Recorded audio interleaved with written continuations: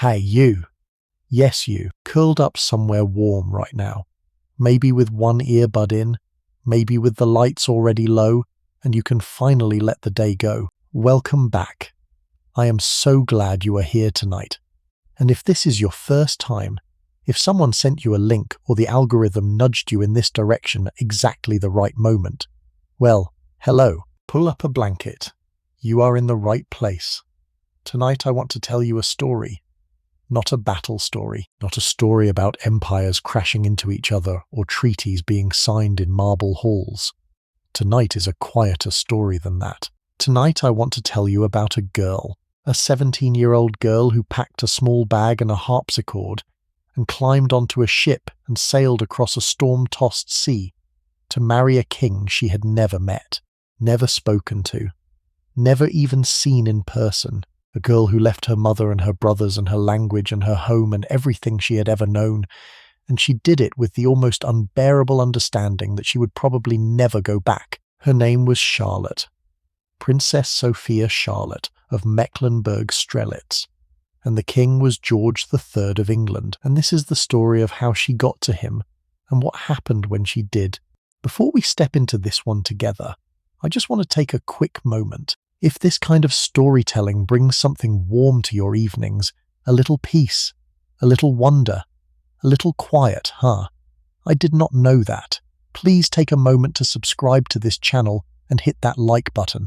It truly means the world and it helps more people find their way here at night. And drop me a comment down below. I want to know where you are right now. In bed? On the couch? Driving somewhere with the windows cracked and the night air coming in? Tell me. I genuinely love hearing from you. Now, turn the brightness down just a little. Let the room get soft. Let the outside world do whatever it needs to do without you for a while. Tonight, it is just you and me and a girl on a ship, and we have a long way to travel. Close your eyes for just a moment if you can. Imagine you are standing at the edge of a lake, a small lake, perfectly still, somewhere in northern Germany. The year is 1755, and the light is the kind of pale silver that comes through clouds so thin they barely count as clouds at all, just a softness in the sky that makes everything below it look painted. The water is dark and flat, and it holds the reflection of pine trees so perfectly that you cannot quite tell where the trees end and the water begins.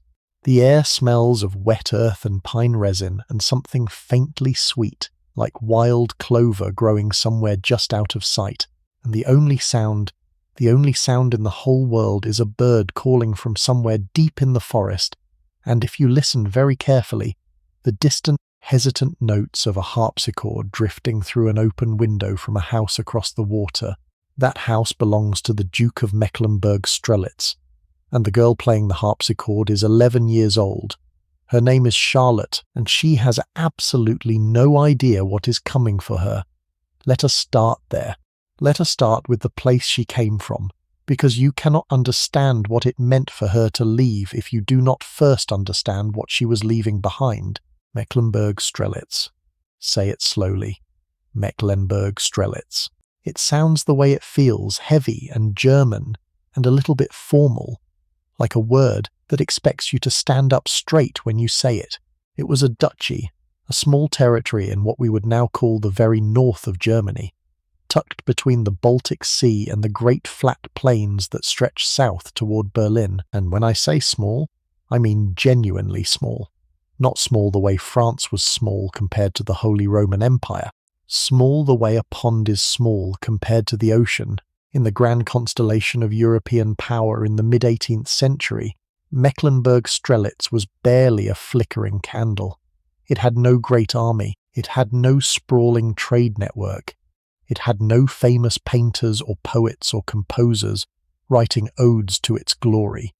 What it had was land. Flat, quiet, tree-lined land, lakes, forests, farms, and a ruling family that had been there for so long they had essentially grown into the soil like the roots of the oak trees that lined every road. The capital, such as it was a town called Neustrelitz, but the ducal family spent much of their time at their residence in Mirow, A tiny place, the kind of place where the church bell was the most exciting thing that happened on most days, and where everyone knew everyone, and the seasons turned with a regularity that felt almost like a heartbeat. Spring brought mud, and the first green shoots pushing through the dark earth. Summer brought long golden evenings and the smell of cut hay drying in the fields. Autumn brought the harvest and the particular sharp sweetness of apples piled in wooden crates. And winter brought silence, the deep woolen silence that settled over the land like a blanket, broken only by the crack of ice on the lake, and the thin smoke rising from chimneys into skies, so grey they seemed to go on forever.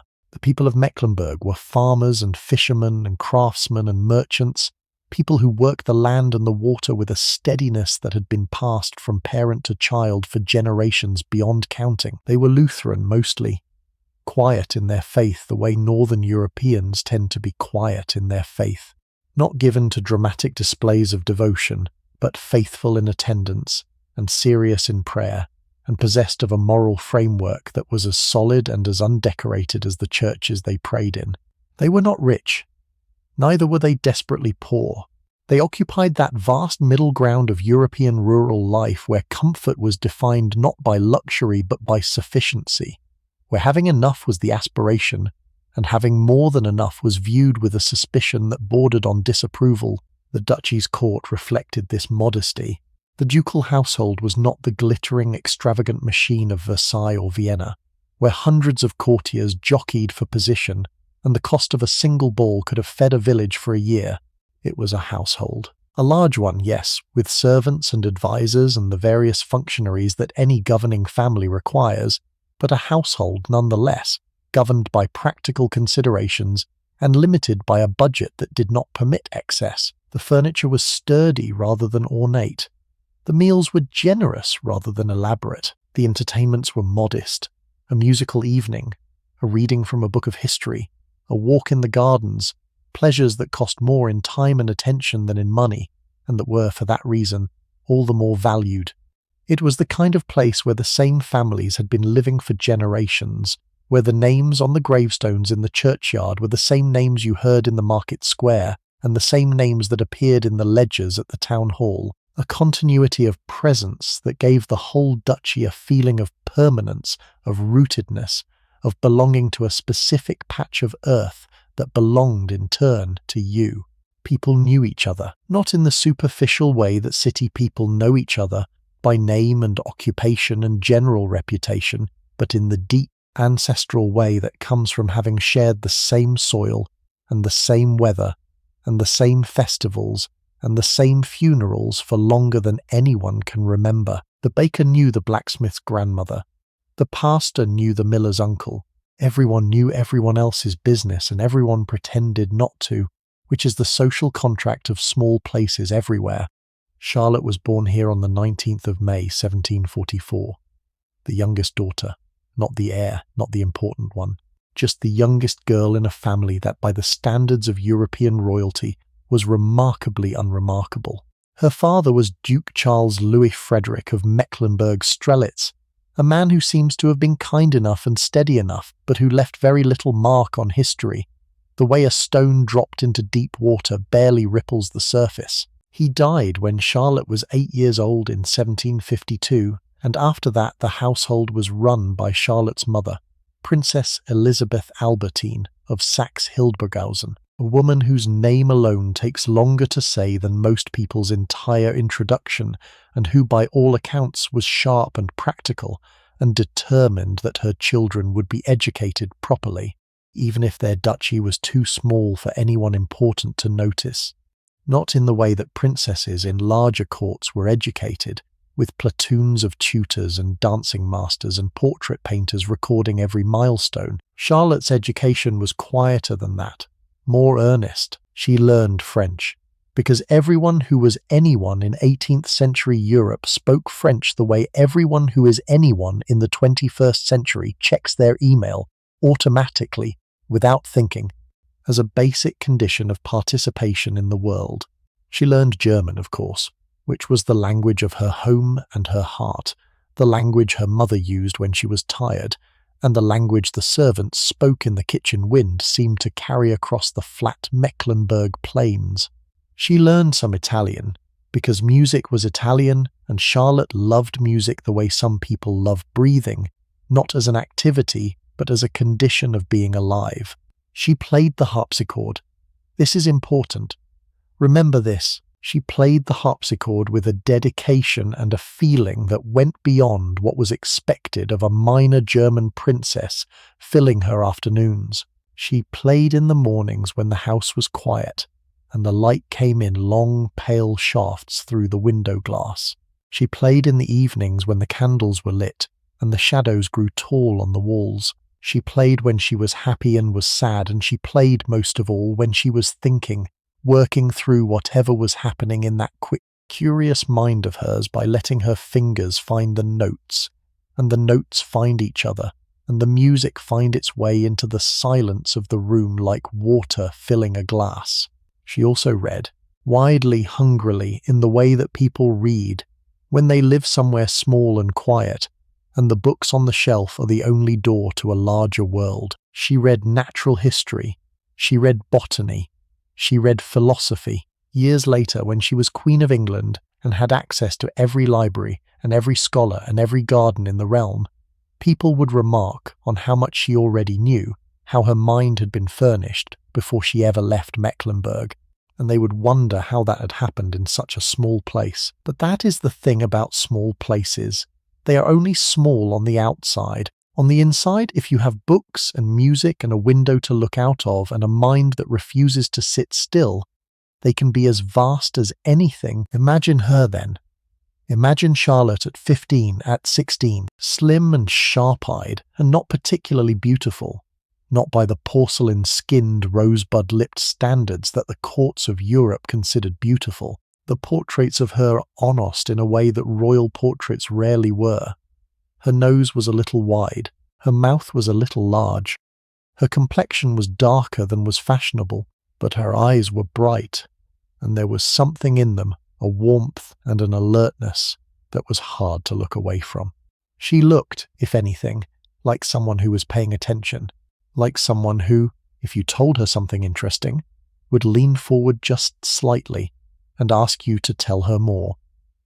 She walked the grounds around Mirow in the afternoons, past the lake where the pine trees doubled themselves in the water, past the little church with its square tower, past the garden where her mother grew herbs, sage and rosemary and thyme, and where the bees moved between the flowers in that slow, purposeful way that bees have, as though every blossom were a small appointment that must be kept.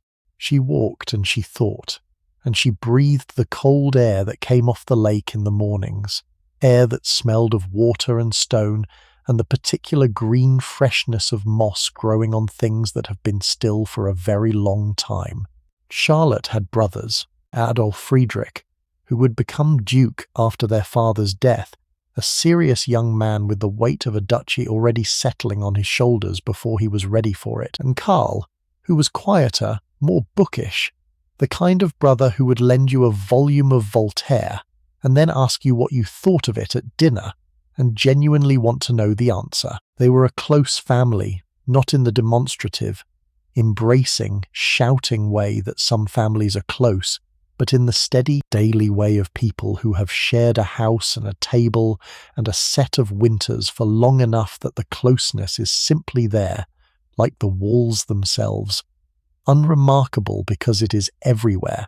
The daily rhythm of life in the duchy had a simplicity that Charlotte would remember for the rest of her life with a tenderness that surprised even her. Mornings began with prayer and breakfast, simple breakfast, bread with butter and honey, sometimes cold meats, coffee that was weak by today's standards, but hot and bitter, and served in cups so thin you could see the shadow of your fingers through the porcelain. The house woke slowly.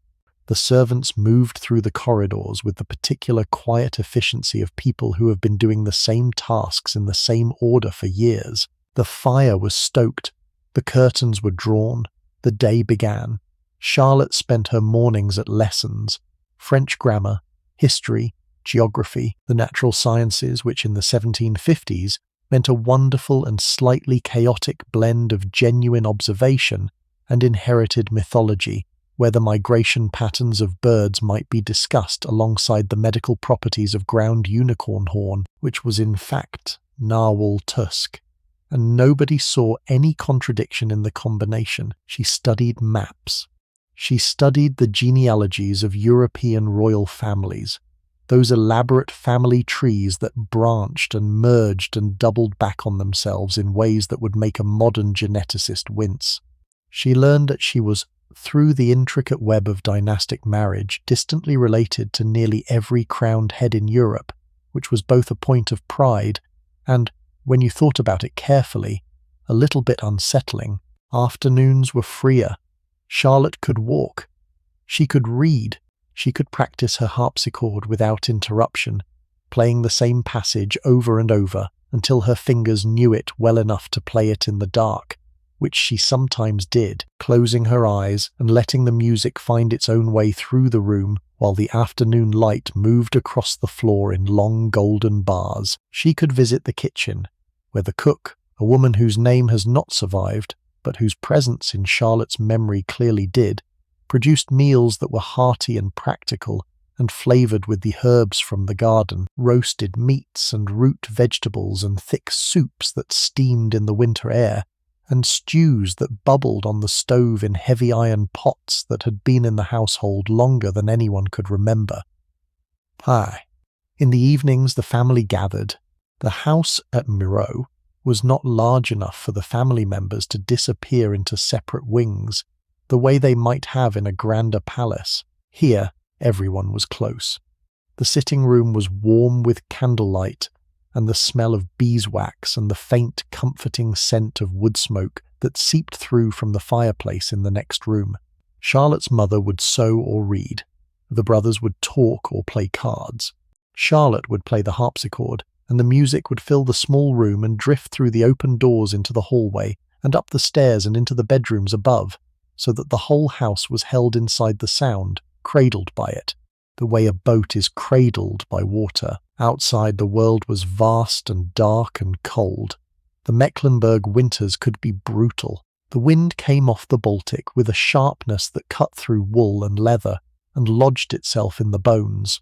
The lake froze solid, a sheet of grey ice that creaked and groaned in the night like something alive and turning in its sleep. The snow came in December and did not leave until March, covering the fields and the roads and the rooftops in a silence so deep that the sound of a church bell could carry for miles, moving through the still air like a stone dropped into a perfectly calm pond, the rings of sound spreading outward until they reached the forest and were absorbed into the trees.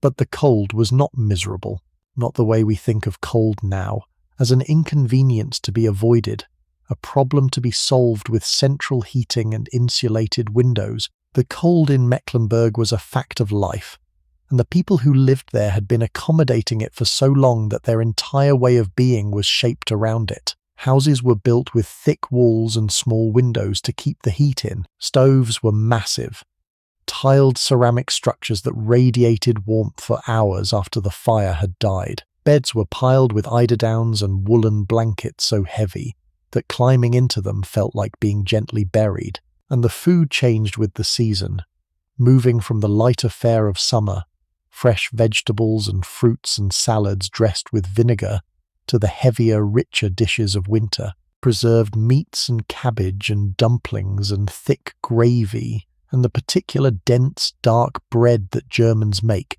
bread so heavy and so filling that a single slice with butter could carry you through an afternoon. Charlotte loved all of it, not with the self-conscious appreciation of someone cataloguing their childhood for future nostalgia, but with the unself-conscious absorption of someone who is simply living and who does not yet know that what she is living will someday be the thing she misses most. And she had no idea now. Let us talk about the king. George III came to the throne of England in 1760. He was 22 years old. He was the grandson of George II, and the first of the Hanoverian kings to be born in England, to speak English as his first language, to think of himself as English rather than German, and this mattered. Mattered because the Hanoverian kings who came before him, George I and George II, had always carried the faint smell of foreignness about them, a whiff of Hanover and sauerkraut and guttural consonants that the English public never entirely forgave them for. George III was different. He was theirs. He was English. He spoke without an accent. He loved the countryside. He loved farming and agriculture and the honest work of tending the land, which would eventually earn him the affectionate, slightly mocking nickname Farmer George. And when he became king at 22, the country looked at him and thought, well, at last, here is one of ours. But he needed a wife. And this is where politics enters the bedroom, as it always does with royalty, as it always has since the first king looked at the first map and thought, who can I marry that will make this map bigger? George's advisors drew up a list. Not a long list. A careful list. They were looking for someone who met very specific criteria. She must be Protestant, obviously, because the laws of England required it, and because the memory of the Catholic Stuarts was still fresh enough to sting. She must come from a family that was respectable, but not too powerful, because a queen from a major European house would bring entangling alliances and political complications that nobody wanted. She must be young enough to bear children, because the succession must be secured. She must be healthy. She must be educated enough to hold a conversation, but not so opinionated that she would cause trouble, and she must be willing to come to England and stay there. That is quite a list when you think about it. You must be good enough, but not too good. Important enough, but not too important. Smart enough, but not too smart.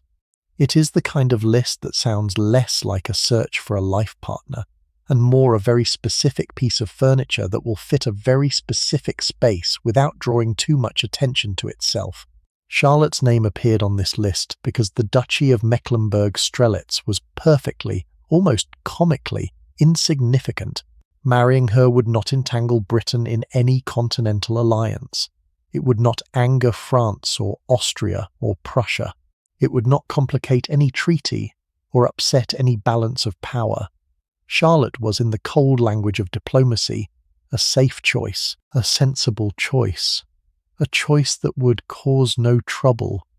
And so the emissaries were sent, quietly, discreetly, the way these things were always done, with letters carried by men in good coats, riding fast horses across the flat lands of northern Germany. And in the summer of 1761, the offer arrived in Mirow, an offer from the King of England, an offer of marriage, an offer that would take the youngest daughter of the most forgettable duchy in Europe and place her on one of the most powerful thrones in the world. Imagine receiving that letter.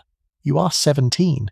You are sitting in a room you have sat in every day of your life. The light through the window is the same light that has come through that window every morning for as long as you can remember. And someone hands you a piece of paper that says your entire life is about to change, that everything you know, every lake, every tree, every path you have walked, every room you have slept in, every face you have loved is about to become a memory, and that in its place you will have a crown and a country and a husband you have never met, and a language you do not speak, and a future so vast and so unknowable that thinking about it feels like standing at the edge of a cliff in the dark. What do? Do you cry? Do you smile? Do you go to the harpsichord and play something, anything, just to keep your hands from shaking? Charlotte said yes. Of course she said yes. There was no real option to say no, not for a girl in her position, not in 1761, not when the King of England was asking. But here is what I want you to hold in your mind as we continue this story. Charlotte did not merely say yes. She prepared herself. She gathered herself. She began, in the quiet, methodical way that she would do everything for the rest of her life, to get ready. Not just her trunks and her dresses and her harpsichord. Her mind, her heart. She began the process of leaving before she had even left, of releasing her grip on the world she knew, finger by finger, so that when the time came to let go entirely, she could do it with grace. That is a kind of courage that does not get written about very often. It is not the courage of battlefields or barricades. It is the courage of a girl sitting very still in a room that smells of beeswax and pine, and knowing that the next time she walks through that door, it will be for the last time. The weeks that followed were a blur of preparation. Dresses were ordered, fitted, adjusted, packed. Letters were written, arrangements were made. The household at Mirow hummed with a kind of anxious energy, the way a house hums when something enormous is about to happen, and nobody is quite sure whether it is wonderful or terrible or both. Charlotte's mother oversaw everything. Elizabeth Albertine was not the kind of woman who left things to chance. She had raised her daughter to be capable and composed, and she intended to send her to England, looking like someone who belonged on a throne, even if the throne had not been part of the original plan. And then came the proxy wedding. Now, if you have never heard of a proxy wedding, it is exactly what it sounds like, and it is exactly as strange as you think it is. In the 18th century, when a royal bride had to travel a great distance to meet her husband, it was common practice to hold the wedding ceremony before she left, with someone standing in for the absent groom. This way she would arrive in her new country already legally married, which simplified all sorts of constitutional and diplomatic questions that nobody wanted to deal with at the last minute.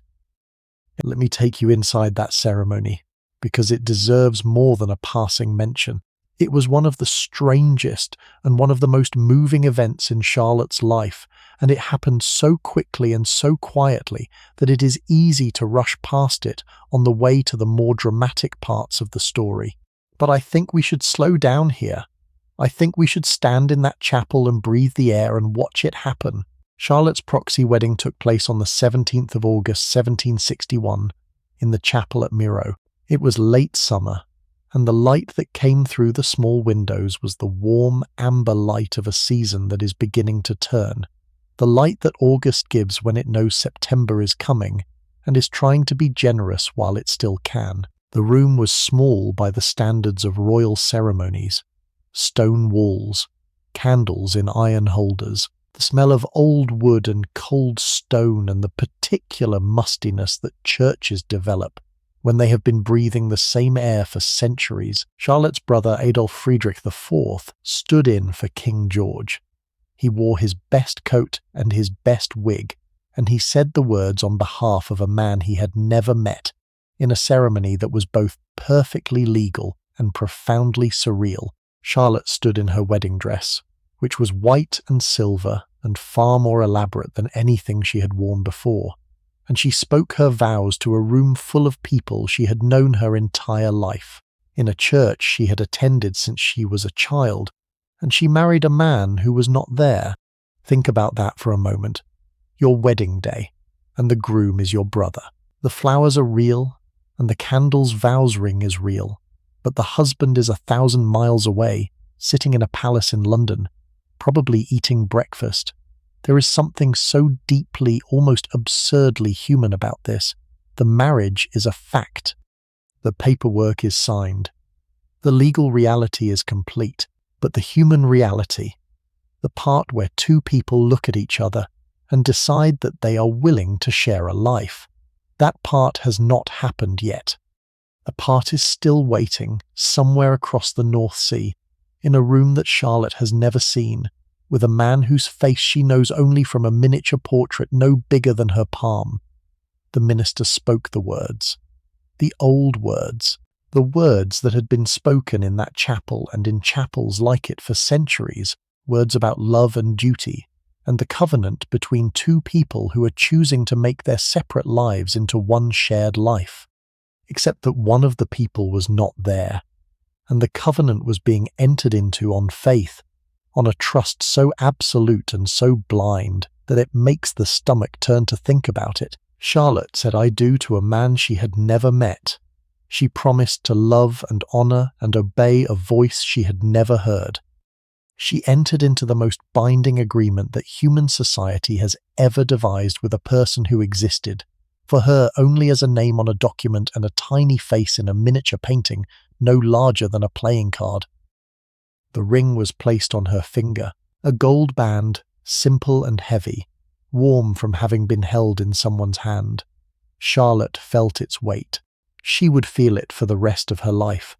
That small circle of metal that connected her to a man across the sea, a man who at this very moment was probably sitting in a room in London, not thinking about the ring or the girl or the chapel in Mirow, but about the business of governing a country that was at war and deeply in debt, and expecting him to fix both problems by Thursday. After the ceremony, there was a small celebration. Food was served, toasts were made. Charlotte's mother smiled the way mothers smile at weddings, which is to say with joy and grief and pride all tangled together in an expression that is trying very hard to be just one thing and failing beautifully. And Charlotte sat at the centre of it all and ate and drank and accepted congratulations and knew that when she woke up tomorrow, the leaving would begin. She spent her last night in Mirow in the room she had slept in for years, the same bed, the same ceiling, the same shadows that moved across the wall when the wind blew the tree branches outside the window. Did she sleep? I do not know. I doubt it. I think she probably lay there in the dark and listened to the house settling around her, the creak of old wood, the tick of something cooling, the soft distant sound of a dog barking somewhere in the town. And I think she probably memorized it, all of it, the way you memorize something you know you are about to lose, not with your mind but with your body. The weight of the blanket, the dip in the mattress, the smell of the pillow, the particular quality of silence that belonged to this room and no other room in the world. In the morning she said goodbye to her mother. I am not going to dwell on this moment because I think it deserves more privacy than I can give it, but I want you to know that it happened. That there was a moment, somewhere in the front hall of that house in Mirow, where Charlotte and Elizabeth Albertine stood face to face and understood that this was the last time, not the last time for years, the last time. Charlotte would write to her mother for the rest of Elizabeth Albertine's life, long careful letters in French and German that crossed the sea and carried with them the smell of English ink and English paper. But she would never see her again. She would never sit beside her again. She would never hear her voice again except in memory, where all the voices we love go eventually, growing softer and softer until we are no longer sure whether we are remembering the voice or remembering the memory of the voice. Charlotte climbed into the carriage. The upholstery was new. She could smell it, the sharp, clean scent of freshly tanned leather mixing with the subtler smell of the wood polish that had been applied to the door panels and the window frames. Her ladies-in-waiting climbed in after her, arranging themselves on the opposite seat with the practiced efficiency of women who had spent their entire lives getting in and out of carriages and who could manage it in full skirts and corsets without bumping their heads or showing their ankles, which was, in the 18th century, a skill as essential as reading. The door closed, a sound like a period at the end of a sentence, a small definitive click that separated everything that had happened before from everything that was about to happen next. The coachman spoke to the horses, a low, encouraging murmur that Charlotte could hear through the roof of the carriage, and the horses leaned into their harnesses and the wheels began to turn, and the carriage began to move. Charlotte did not look away from the window. She watched Mirow shrink behind her, the church tower first, that familiar stone rectangle that she had seen from every angle and at every hour and in every season, smaller now and smaller still, until it was just a grey finger pointing at the sky. Then the rooftops, the dark thatch and the red tile, and the occasional glint of glass catching the morning sun. Then the trees, the ring of pines and birches that surrounded the town like a green embrace. Then the lake, a flash of silver through the branches, there and then gone, like a wink. And then it was all just a smudge on the horizon, a faint darkening of the land against the sky. And then it was gone, and Charlotte turned to face forward, toward the road, toward the sea, toward England, toward the rest of her life. And she did not look back again. The ladies in waiting watched her carefully. They had been selected for this journey not just for their social skills and their competence, but for their ability to read the emotional weather of a young woman who was being asked to do something extraordinary, and who might, at any moment, break down entirely. They watched for tears, they watched for panic, they watched for the sudden gulping breath that precedes a sob, the way sailors watch for the change in the wind that precedes a storm. But Charlotte gave them nothing. Her face was composed, her hands were folded in her lap, her eyes were dry. Whatever she was feeling it somewhere so deep inside herself that it did not reach the surface, and the ladies in waiting exchanged glances over her head that said, "She is either the strongest girl we have ever seen, or the most frightened," and the truth was probably both. The journey to the coast took several days, several long, slow, rattling days in a carriage that moved through the countryside at a pace that would strike a modern person as comically slow, but that was, by the standards of the age, entirely normal. You did not travel quickly in the 18th century. You travelled at the speed of horses, which was the speed of muscle and bone and the willingness of a living creature to keep putting one hoof in front of another on roads that were, in many places, little better than suggestions. Oh? The carriage moved north through the flat lands of Mecklenburg. The land here was so flat that you could see for miles in every direction an enormous green table stretching to the horizon, broken only by the occasional line of trees, or the spire of a village church, or the dark strip of a river winding through the fields like a ribbon dropped on a carpet. Charlotte watched it from the window of the carriage. This landscape she had known her entire life, and she saw it the way you see things when you are leaving them, with a sharpness and a clarity that is almost painful, though the eye, knowing it will not see these things again, is trying to photograph them, to burn them into the memory so deeply that they can never be lost. She saw the fields of rye and barley that stretched to the horizon, the grain still green in places, already turning gold in others, moving in the wind like the surface of a slow green sea. She saw the farmhouses with their thatched roofs and their whitewashed walls, and the smoke drifting from their chimneys in thin vertical threads that rose straight up into the still air and then bent all at once when the wind caught them. Leaning east like everything else in Mecklenburg leaned, toward the Baltic, toward the sea, toward the place where the land ran out and the water began. She saw the villages, so small they were barely more than a church, and a well and a handful of houses clustered together like animals sheltering from the wind. In some of these villages, people came out to watch the procession pass. They stood at the edges of their gardens or in the doorways of their shops, and they watched the carriages go by with expressions that mixed curiosity and deference, and the particular German quality of being impressed without showing it, a quality that Charlotte recognized because she shared it, and that she would carry with her to England like a splint inside her spine. The roads were unpaved and rutted, and the carriage bounced and lurched in the way that carriages did before anyone had thought to invent suspension, which is to say violently and continuously, so that every mile was felt in the bones and the teeth and the base of the spine. The wheels found every rut and every stone and transmitted the impact upward through the frame and the seat and into Charlotte's body with a faithfulness that was almost admirable.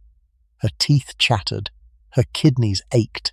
The books she had brought to read during the journey were useless because the bouncing made the words swim on the page, and reading them produced a queasy, dizzy feeling that was a preview of the seasickness to come. The carriage stopped at inns along the way. Small, dark, low-ceilinged establishments that smelled of beer and bacon fat, and the sweat of travellers who had been on the road for too long. Charlotte was given the best room, which was not always very good, and the best meal, which was usually bread and cheese and cold meat and beer, because the kitchens at these roadside inns were not equipped for royal visits, and the cooks, confronted with the challenge of feeding a princess, tended to respond by producing more of what they always produced rather than trying anything ambitious that might go wrong. Charlotte ate what was offered. She was not a fussy eater. The years in Mecklenburg had taught her that food was fuel and that complaining about its quality was a luxury reserved for people who had never been hungry, which Charlotte, despite being a princess, very nearly had been during the lean years when the duchy's finances were stretched thin, and even the ducal household felt the pinch. Charlotte watched it all go by, the landscape of her childhood unrolling behind her like a ribbon being pulled from a spool, the birch trees with their white bark peeling in the wind, the storks standing one-legged in the marshy fields, so still they looked like ornaments placed there by someone with a very dry sense of humour, the sky enormous and grey and low, the kind of sky that presses down on you like a gentle hand and makes you feel both very small and very held at the same time. At night, in the inns, Charlotte lay awake. The beds were unfamiliar. The pillows were wrong. The darkness had a different quality here, a different weight, the darkness of a place that was not home, and that smelled of other people's lives, of their cooking and their laundry and their tobacco and their particular human presence, a smell that was not unpleasant, but that was simply not hers. She listened to the sounds of the inn settling around her, the creak of floorboards as someone moved in the room above, the murmur of conversation from the common room below, the innkeeper and his wife perhaps, or late travellers settling their bills and ordering one more drink before bed, the snort of a horse in the stable, the bark of a dog, the wind in the trees. And she thought about George. She had the miniature portrait, the tiny painted oval that she had been given during the negotiations, and she held it sometimes in the dark, running her thumb across the surface, feeling the slight texture of the paint, trying to extract from that small, flat image some sense of the real person behind it. But miniature portraits lie. They are made to flatter. They are the 18th century equivalent of a filtered photograph, a version of reality that has been adjusted to present the best possible impression, and Charlotte knew this. She knew that the George in the miniature might bear only a passing resemblance to the George who was waiting for her in London. He might be taller or shorter or fatter or thinner or kinder or crueler or funnier or duller than the miniature suggested. He might be everything she hoped for, or nothing she hoped for, and there was absolutely no way to know until she stood in front of him and looked into his actual eyes and saw what was there. That uncertainty was the cruelest part of the journey. Not the discomfort of the carriage, not the bad roads or the bad food or the bad beds. The uncertainty, the not knowing, the having committed her entire life to a direction without being able to see where it led. Charlotte was moving toward a man she did not know at a speed she could not control, and when she arrived she would have no choice but to love him, or at least to pretend to love him, which is a different thing entirely, and which Charlotte, who was honest down to her bones, would have found almost as frightening as the prospect of discovering that love was impossible. The second night was worse than the first. The novelty of the journey had worn off, and what was left was the raw, undecorated reality of displacement. The inn was smaller than the one before. The room was colder, the window did not close properly, and the night air came through the gap with a whistle that was just loud enough to prevent sleep, and just quiet enough to make you think you were imagining it. Charlotte's ladies-in-waiting were in the next room, and she could hear them talking in low voices, the particular intimate murmur of women who are sharing a room and sharing a worry and trying not to let either keep them awake. She could not make out the words. She did not need to. She knew what they were saying, because she was thinking the same thing. What if he does not like us? What if England is cold? What if we never see home again? The blankets at the inn smelled of lavender and something sharper, lye perhaps, the harsh soap that rural laundresses used to get linen clean. The pillow was stuffed with feathers that had been re-stuffed too many times and had compressed into a flat, lumpy mass that offered the idea of comfort without the substance of it. Charlotte lay on her back and looked at the ceiling, which was low and dark and crossed with heavy beams that she could barely see in the thin moonlight that came through the broken window. A spider had built a web in the corner where the beam met the wall. She could see it catching the light, a delicate silver architecture that trembled every time the wind pushed through the gap in the window. But that held, trembled and held, trembled and held, because that is what spiders do. They build and they hold and they rebuild when the wind tears it down. And they do not complain, give up. And Charlotte, lying in that bed in that inn on the road to the sea, found something oddly comforting in that. The mornings at the inns were hurried. Breakfast was served early, before the light was fully up, in rooms that smelled of last night's fire and this morning's bread. Charlotte ate quickly. Bread and butter and coffee, the coffee weak and bitter, and served in earthenware cups that were thick enough to survive being dropped on a stone floor, which they clearly had been, many times, given the chips around the rims. The innkeeper and his wife hovered, anxious and deferential, and clearly out of their depth, trying to serve a princess with the same equipment they used to serve farmers and merchants and the occasional travelling pastor. Charlotte thanked them. She always thanked them. Politeness costs nothing, and it was the one currency she had in unlimited supply. Back into the carriage, back onto the road. The same bouncing, the same lurching, the same view of the world going by through a window that was never quite clean. Day after day, mile after mile, the landscape changing so gradually that you could not see it changing, only notice, at the end of each day, that the world outside looked slightly different from the world you had seen that morning, a little flatter, a little wetter, a little closer to the sea. The air changed as they moved north. You could smell the sea before you could see it, a sharpness that cut through the earthy sweetness of the fields, a saltiness that seemed to get into everything, your clothes, your hair, the leather of the carriage seat, and then, gradually, the land began to flatten even more, and the trees thinned out, and the grass became coarser and wetter, and the birds changed from the soft brown songbirds of the inland fields to the wheeling, crying gulls of the coast. And then there it was, the sea, grey and vast and moving, always moving, a living thing that stretched from the shore to the edge of the world and seemed to breathe in the same rhythm as the wind. And then, on the last day of the overland journey, the road crested a low rise and there it was, the sea. Charlotte saw it through the carriage window and felt something stop inside her, a gear catching, a mechanism pausing, because the sea was the boundary. Everything before this moment had been preparation, packing and planning and saying goodbye and travelling through a landscape that was still, technically, connected to home by an unbroken chain of land. But the sea broke the chain.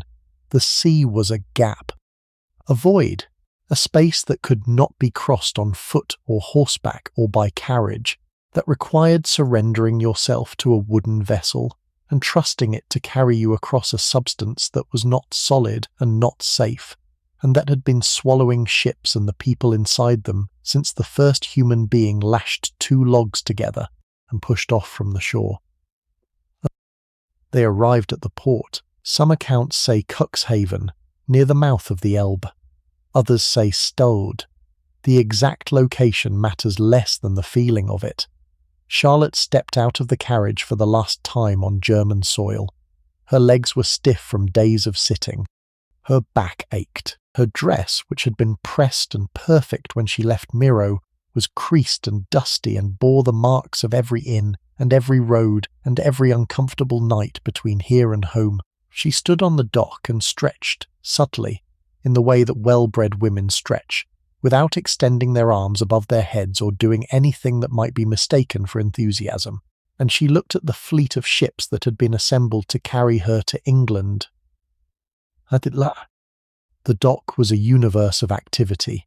Men moved in every direction, carrying crates and barrels and coils of rope and the 1,000 other objects that a fleet of ships requires before it can leave port.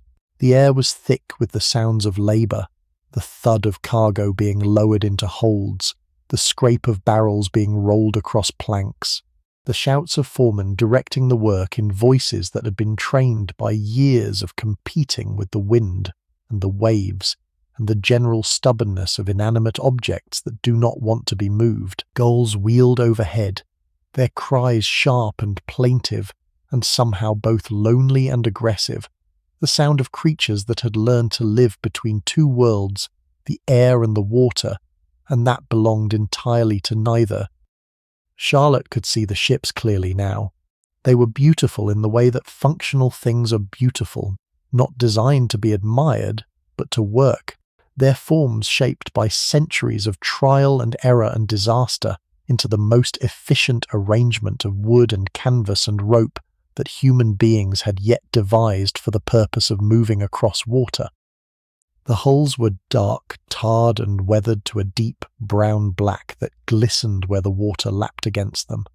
The masts rose high above the hulls, bare now, stripped of their sails, waiting for the moment when the canvas would be unfurled and the wind would fill them and the ships would transform from static objects into moving things, from nouns into verbs, from buildings into birds. Charlotte looked at the fleet of ships that had been assembled to carry her to England. Several vessels with the royal yacht at the centre, their masts like a forest of bare winter trees, their hulls dark with tar and salt, their rigging creaking and swaying in the wind that came off the water in steady, cold gusts. The air here smelled of salt and tar and wet rope and fish and the particular brackish sweetness of river water meeting sea water. The dock was noisy. Sailors shouted to each other in a language of commands and responses that had its own grammar and its own rhythm, a call and answer that had not changed in centuries. Crates were being loaded. Ropes were being coiled. Somewhere below deck, Charlotte's harpsichord was being secured in her cabin, wedged into place with rolled blankets so it would not slide when the ship moved. And Charlotte looked at those ships and she knew that once she stepped aboard, the last thread connecting her to her old life would snap. The carriage could turn around. The carriage could take her back.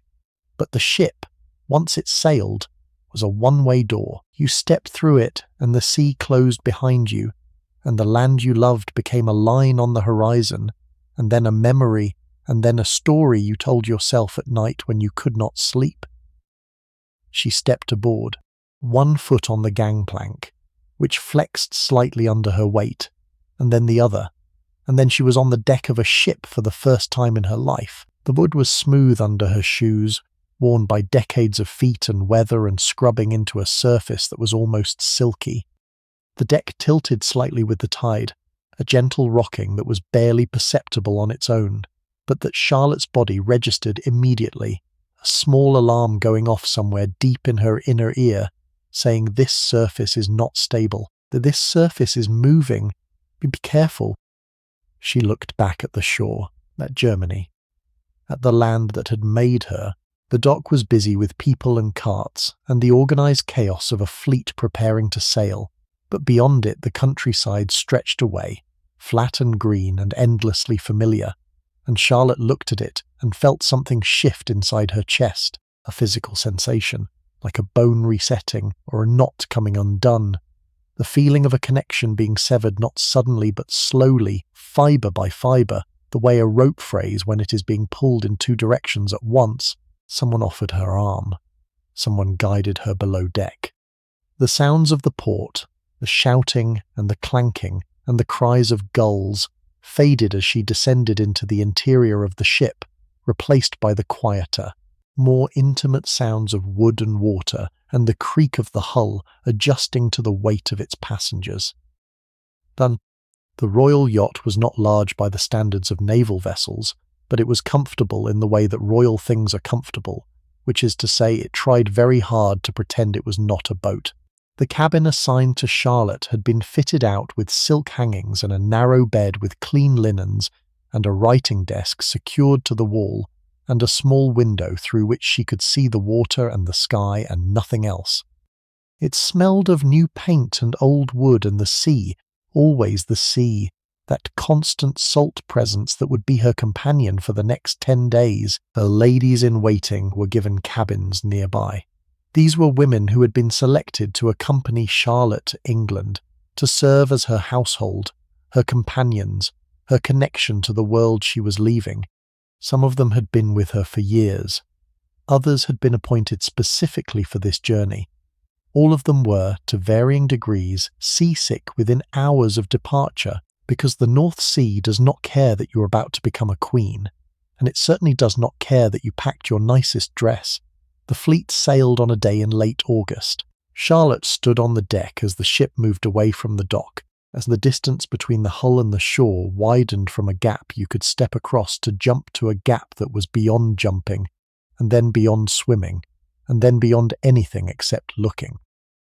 The dock grew smaller, the people on it grew smaller, the buildings behind them grew smaller, and then the coast itself began to recede, the green line of Germany pulling back like a curtain being drawn, revealing behind it the enormous empty grey-blue stage of the North Sea. Charlotte stayed on deck longer than she needed to, longer than comfort or propriety required. She stayed until Germany was gone, completely gone, not even a smudge on the horizon, just water and sky and the ship and the wind. She stayed because she wanted to see the exact moment when her old world disappeared. She wanted to be a witness to it. She wanted to be able to say, years from now, I was there, I saw it go, I watched my whole life vanish behind me, and I did not look away. Then she went below, to her cabin, to the harpsichord, to the narrow bed and the small window and the beginning of everything new. The weather initially was fair enough. The wind filled the sails with a sound like a giant breathing in, a deep, billowing inhalation that seemed to come from the ship itself, as though the vessel were alive and eager to move. The coast of Germany receded slowly, the way things recede at sea, not disappearing suddenly, but diminishing gradually, becoming flatter and thinner and more ghost-like, until it was just a grey whisper on the horizon, and then nothing at all. Just water. Water in every direction. Water below and sky above, and the thin seam where they met, stretching in a perfect circle around the ship, like the edge of a bowl. The first day was manageable. The ship rocked gently, a slow rhythmic motion that was almost soothing if you did not think about it too hard.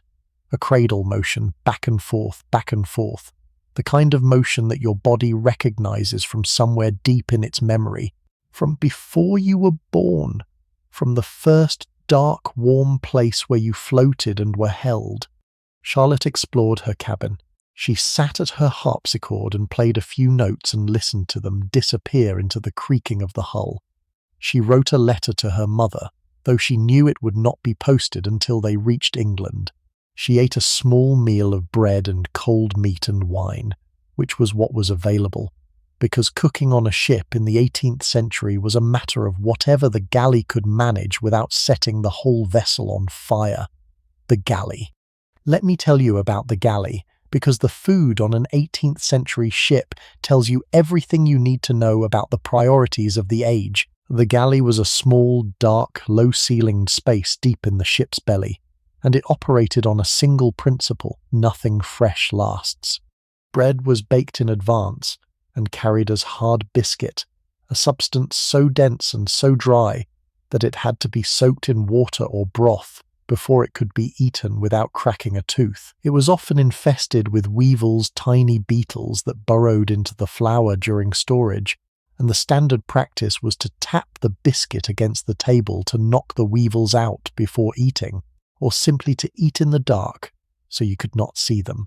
Meat was salted or smoked, packed in barrels that leaked brine onto the floor and gave the lower decks a permanent smell of salt and fat that worked its way into the wood and the clothes and the skin and never entirely left. There was cheese, hard and sharp and wrapped in cloth. There were dried peas that could be boiled into a thick soup. There were onions, because onions survive almost anything. And there was beer, because the water in the barrels went stale and green within days, and beer, having been boiled during brewing, stayed drinkable far longer. For the royal party, the food was better. A little. Charlotte would have had access to preserved fruits, jams, better wine, perhaps some dried sausages from Germany that she had brought with her as a small edible piece of home. But even a queen cannot conjure fresh vegetables from the middle of the North Sea, and the meals were monotonous and heavy, and designed for survival rather than pleasure. The sailors ate worse and worked harder and thought nothing of it. They were men who had been at sea long enough that the ship was more home to them than any house on land. They wore loose trousers made of canvas or heavy linen, tucked into the tops of their stockings or left to hang above bare feet, because shoes on a wet deck were a death sentence. Their shirts were long and stained and open at the neck. Their hands were calloused and cracked, and permanently darkened by tar, which they used to seal the ship's planking and waterproof the rigging, and which got into every crevice of skin and stayed there like a stain that had given up trying to be temporary. Some wore short jackets. Some wore scarves knotted at the throat. Most wore hats, wide-brimmed against the spray, or knitted caps pulled low against the cold. They smelled of tar and sweat and tobacco and the sea itself, that deep brine smell that was not unpleasant once you got used to it, just ever present, like a flavour in the air. They moved across the deck with a confidence that bordered on arrogance, their bodies adjusting to the roll of the ship without conscious thought, their feet finding purchase on wet wood as naturally as a cat finds a ledge. They hauled ropes and trimmed sails and climbed the rigging with a speed that made Charlotte's stomach drop just watching. Their bodies silhouetted against the grey sky as they inched along yardarms 50 feet above the deck, with nothing between them and the water but air and nerve. They spoke their own language, a vocabulary of wind and canvas and rope that had been passed from sailor to sailor for generations. Words like tack and jib and bowline and weather gauge, words that meant nothing on land but everything at sea. Always the sky, because the sky told them everything. At night, the ship became a different creature entirely. The sun went down and the sea turned black, and the sky, if the clouds were thin enough, filled with more stars than Charlotte had ever seen, even in Mecklenburg, where the darkness was deep and the nearest city was far away. At sea, without any landlight to compete with, the stars were overwhelming. They filled the sky from horizon to horizon in a dense, glittering blanket that made the darkness feel not empty but crowded, populated, alive with light that had travelled distances so vast that the mind could acknowledge them but not truly comprehend them. Charlotte, standing on the deck in the late evening with a shawl pulled tight around her shoulders and the wind in her hair and the ship moving beneath her like a breathing thing, would have seen the Milky Way as a great pale river of light running from one edge of the world to the other, and she would have felt, as everyone who has ever looked at that sight has felt, both very small and very connected, a single point of consciousness in a universe that was either terrifyingly indifferent or staggeringly generous, depending on your mood and your theology. The sounds of the ship at night were different from ship during the day. The shouted commands and the bustle of activity gave way to a quieter register. The creak of the rigging, the slap of water against the hull, the occasional footfall of the night watch moving across the deck above, and beneath it all, constant and almost subliminal, the deep, steady breathing of the sea itself, that endless whispered exhalation that sounded like the whole ocean was slowly letting go of something. Charlotte slept poorly on those first nights. The bed was narrow, and the motion was unfamiliar, and her mind would not stop working, turning over the same questions again and again in the dark. What does he look like? What does his voice sound like? Will he be kind? Will he be cruel? Will he think I am plain? Will he wish he had chosen someone else? The questions circled and circled like birds around a tower, never landing, never leaving, just circling endlessly in the darkness above her while the ship rocked and the water whispered and the stars burned overhead in their ancient, indifferent silence. And on the second day, the sky told them something they did not want to hear. The change began slowly. The clouds, which had been high and thin and moving at a reasonable pace, began to thicken and lower. The wind, which had been steady and cooperative, developed a restlessness, shifting direction unpredictably, gusting and then dropping and then gusting again, as though it could not make up its mind. The colour of the water changed too. It went from grey to a darker grey, a grey with green in it, the kind of colour that water turns when it is gathering energy, when the depths below are beginning to stir. The sailors knew. You could see it in the way they moved, the way the casual confidence of the first day tightened into something more focused, more deliberate. Ropes that had been loosely coiled were tightened and secured. Hatches that had been left open for air were closed and latched. The captain, whose name has been lost to history, the way so many names are lost when the person attached to them is competent rather than famous, gave orders in a voice that carried across the deck without shouting, a voice that had been trained by years of competing with the wind. Charlotte felt it in her cabin. The gentle rocking of the first day changed to something deeper, a slow, heavy roll that seemed to start in the floor and move up through her body and settle in her stomach. The harpsichord, despite the blankets wedged around its base, began to shift slightly with each roll, a soft wooden scrape against the cabin floor that kept time with the sea like a metronome made of oaken wire. And then the storm came, not all at once. Storms at sea do not arrive the way they do in movies, suddenly and dramatically, with a single crack of thunder and a wall of rain. Real storms build. They accumulate. They gather themselves over hours, adding wind to wind and wave to wave, and darkness to darkness until the whole world has changed, and you cannot quite remember when it started, because it feels like it has always been this way, like the calm of yesterday was the exception, and this howling, heaving violence is how the world actually works when it stops pretending. The wind came first, a sustained driving wind that hit the sails like a hand and pushed the ship sideways. The rigging screamed. That is the only word for the sound that standing ropes make in a gale, a high, thin scream that sounds almost human, almost anguished, as though the ship itself were crying out. The masts groaned. The timbers of the hull flexed and creaked with a sound like old bones complaining, and the ship began to climb.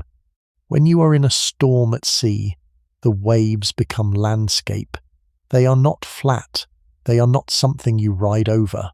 They are mountains, green-black mountains with white crests that tear off in the wind like smoke from a fire, and the ship climbs them the way a horse climbs a hill, straining and lurching, the bow lifting and lifting, until you think it will never stop, until you think the whole vessel will simply tip backward and slide down the way it came. And then you reach the top, and for one terrible, weightless moment you can see in every direction, and every direction is the same, just waves, just more mountains of water stretching to the horizon. And then the bow drops and the ship plunges down the other side with a force that throws everything not secured to the floor and slams the hull into the trough with a shudder that you feel in your teeth. Charlotte was seasick. Nearly everyone was.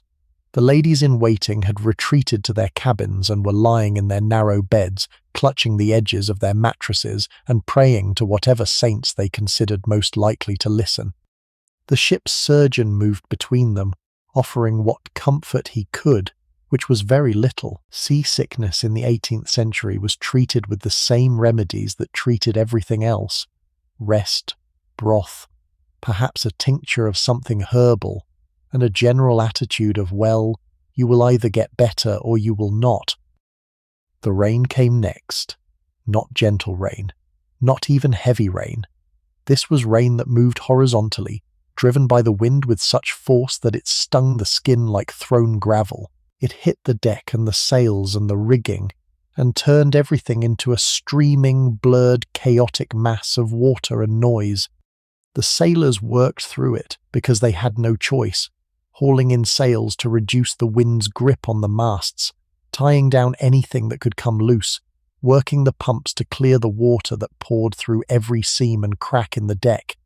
They were soaked through within minutes. Their clothes clung to their bodies like a second skin.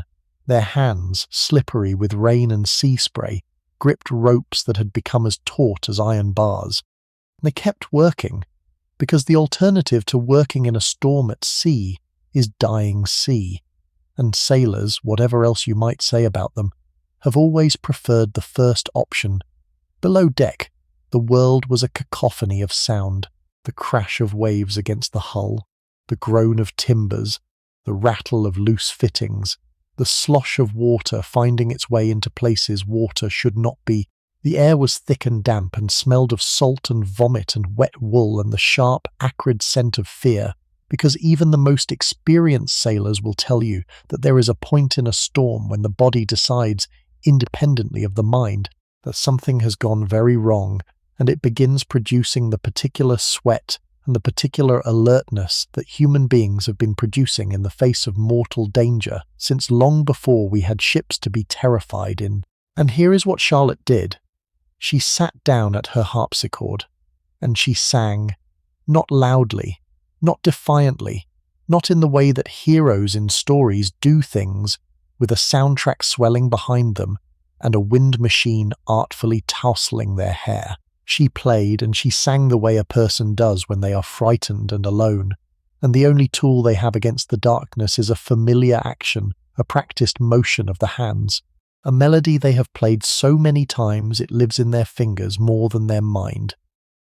The sound of the harpsichord in a storm must have been extraordinary. The bright metallic plucking of the strings set against the deep bass roar of the waves. The delicate, orderly progression of notes against the chaos of wind and water. It would have been almost inaudible at times, swallowed by the crash of a wave or the shriek of the rigging, and then suddenly clear in the brief, breathless pause between gusts. A thin thread of music hanging in the air like a promise that the world still contained beauty and order, and things made by human hands for human ears. Some accounts say she did this to calm her attendants. Others say she did it to calm herself. I think it was both. Deeply, quietly, stubbornly human. The storm said, "You are nothing." The music said, "I am here." The night was the worst. In the daytime, even during the storm, there was light. There was something to see. The waves had colour and shape, and you could watch them and track them and anticipate, at least roughly, when the next one would hit. But at night the light disappeared, and the sea became invisible, and the ship moved through a blackness so total that Charlotte could not see her own hand in front of her face. The sounds were louder in the dark. The crash of waves against the hull became a physical assault, each impact shaking the timbers with a violence that made her wonder, each time, whether this was the one that would split the ship open like a walnut and send everything, the silk hangings and the harpsichord and the 17-year-old girl from Mecklenburg, tumbling into the cold black water. The groaning of the hull was louder too, a deep, sustained complaint from the wood itself, the sound of a structure being pushed beyond its tolerances, of joints flexing and planks bending and nails straining in their holes. And beneath it all the terrible rushing sound of water moving through spaces it should not be, finding its way through seams and cracks with the patient inevitability of something that has all the time in the world and knows with absolute certainty that it will eventually get in. Water came through the deck. Not in a flood, not in a dramatic rush, but in steady, persistent drips and trickles that found the gaps between the planks and worked their way through and fell onto whatever was below. Charlotte's cabin developed a drip in one corner that fell with a metronomic regularity onto the floor, a soft tap-tap-tap that kept time with the rolling of the ship, and that Charlotte tried very hard not to think of as the sound of the sea counting down the seconds until it swallowed them all. The air below deck became thick and foul. The hatches were sealed against the storm, which meant that the air that was trapped below could not be refreshed, and it quickly became heavy with the smells of damp wood and bilge water and seasickness, and the particular sharp, acidic scent of fear. People sweated. People were sick. People lay in their bunks and gripped the edges and prayed or cursed, or did both simultaneously, which is what most people do when the world is ending, and they are not sure which deity is responsible and want to cover all possibilities. The storms continued. Not one storm, but a series of them, waves of bad weather that swept across the North Sea as though the sea itself had decided to test this girl before it let her pass. The crossing that should have taken 2 days, 3 at most, stretched to 10. 10 days on a heaving sea, in a wooden ship, with nothing but grey water in every direction and a country she had never seen waiting somewhere beyond the horizon. 10 days of cold meals and damp clothes and the constant groaning of the hull and the smell of brine and wet wool and the slow stomach-turning roll of the deck beneath her feet. 10 days of waking in the dark and not knowing for a moment which way was up and which way was down, because the ship was moving in ways that made the concept of up and down seem like a suggestion rather than a fact. Time lost its shape. At sea, in a storm, the distinction between day and night becomes academic. The clouds were so thick that even at noon the light was a dim, bruised grey that could have been morning or evening or the last light before the end of the world. Charlotte lost track of which day it was. She slept in snatches, brief, shallow dips into unconsciousness that were interrupted by every lurch and every crash. She ate when food was brought to her, mechanically, without tasting, the way the body eats when it has been instructed to survive and is doing so out of habit rather than desire. The ladies-in-waiting took turns being sick and being brave. There was a rotation to it that became almost comical, one woman recovering just as another succumbed, so that at any given moment someone was lying in her bunk with a basin and someone else was sitting upright and pretending to be fine. Charlotte checked on them. Every day, sometimes twice a day, she made her way through the tilting corridor to their cabins and knocked on their doors and asked how they were and offered what comfort she could, which was mostly just her presence. And the ladies-in-waiting looked at her and drew from her composure a strength they could not find in themselves, and they thought, if she can endure this, then so can I, which was exactly what Charlotte intended them to think, because that is what leaders do. They lend their calm to others when the supply of calm is running low. And during those 10 days, Charlotte did something that the people around her would remember for the rest of their lives. She remained calm, not the brittle, forced calm of someone who is pretending, a genuine, deep-rooted calm that seemed to come from somewhere inside her that the storm could not reach. She checked on her ladies-in-waiting. She spoke kindly to the servants. She ate what food she could keep down. She played her harpsichord when the seas permitted it, and sat quietly reading when they did not. She behaved, in short, like a queen, not because she had been trained to, or because she was performing for an audience, but because that is who she was. The girl from Mirow, the girl who played the harpsichord by the lake, the girl who read botany books and walked through herb gardens and listened to the bees. That girl had a spine made of something stronger than bone, and the North Sea, for all its fury, could not bend it. There were moments, surely, when the calm cracked. There must have been moments in the darkest hours of the storm when the ship dropped into a trough so deep that the lantern went out, and the cabin was plunged into total blackness, and the only sound was the screaming of the wind, and the hammering of the waves, and the terrible, splintering groan of a ship being pushed to the limits of what wood and rope and human skill can endure. There must have been moments when she gripped the edge of her bed and closed her eyes and thought, I am going to die here.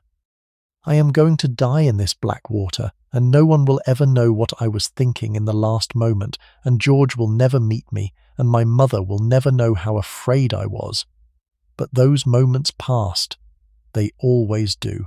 The wave climbs and climbs, and you think it will never stop, and then it crests, and the ship slides down the other side, and the lantern catches a spark from somewhere and flickers back to life, and the darkness retreats to the corners of the room, and I'll remember that you are still here, still breathing, still afloat, still moving, however slowly, however painfully, toward the place you are supposed to be. Between the storms, there were calmer hours. Not calm exactly. The North Sea in late summer is never truly calm, but calmer. the waves settling from mountains to hills and the wind easing from a scream to a moan and the ship finding something closer to a steady rhythm, a predictable rise and fall that the body could learn to anticipate and accommodate. During these hours, Charlotte emerged from her cabin. She walked the deck, carefully, holding the rail, feeling the wind on her face and the spray on her skin and the vast, incomprehensible emptiness of the sea in every direction. There is something that the ocean does to the mind that nothing else can do. It empties it, the sheer scale of it, the absolute overwhelming vastness of water meeting, sky meeting water, overwhelms the capacity for thought the way a flood overwhelms a riverbank. You stand at the rail of a ship in the middle of the sea, and your mind, which has been racing and worrying and planning and fearing, simply runs out of material. There is nothing to look at, nothing to analyze, nothing to plan for, just water and sky, and the thin line between them and your own small self standing on a wooden platform that is the only solid thing in a liquid world. And in that emptiness, something happens. The mind stops, the thoughts stop, and for a moment, just a moment, you are nothing but a pair of eyes and a heartbeat and the sound of the waves, and it is terrifying, and it is peaceful, and it is both of those things at the same time and neither of them entirely, and you cannot explain it to anyone who has not stood there, because the language was not designed for this.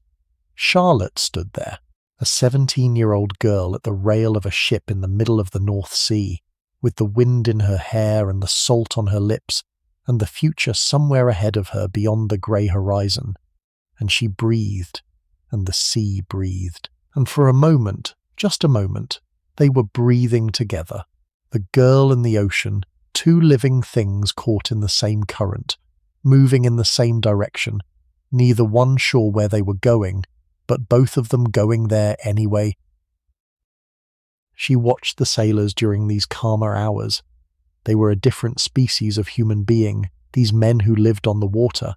Their movements had a fluidity that land-born people did not possess, a constant, unconscious adjustment to the motion of the deck that made them look almost boneless, as though their joints had been replaced with something more flexible, something that bent rather than broke when the world tilted beneath them. They worked with ropes the way musicians work with instruments, their hands knowing the knots and the tensions and the angles without the involvement of conscious thought, tying and untying, and splicing and coiling with a speed and a sureness that was almost beautiful to watch.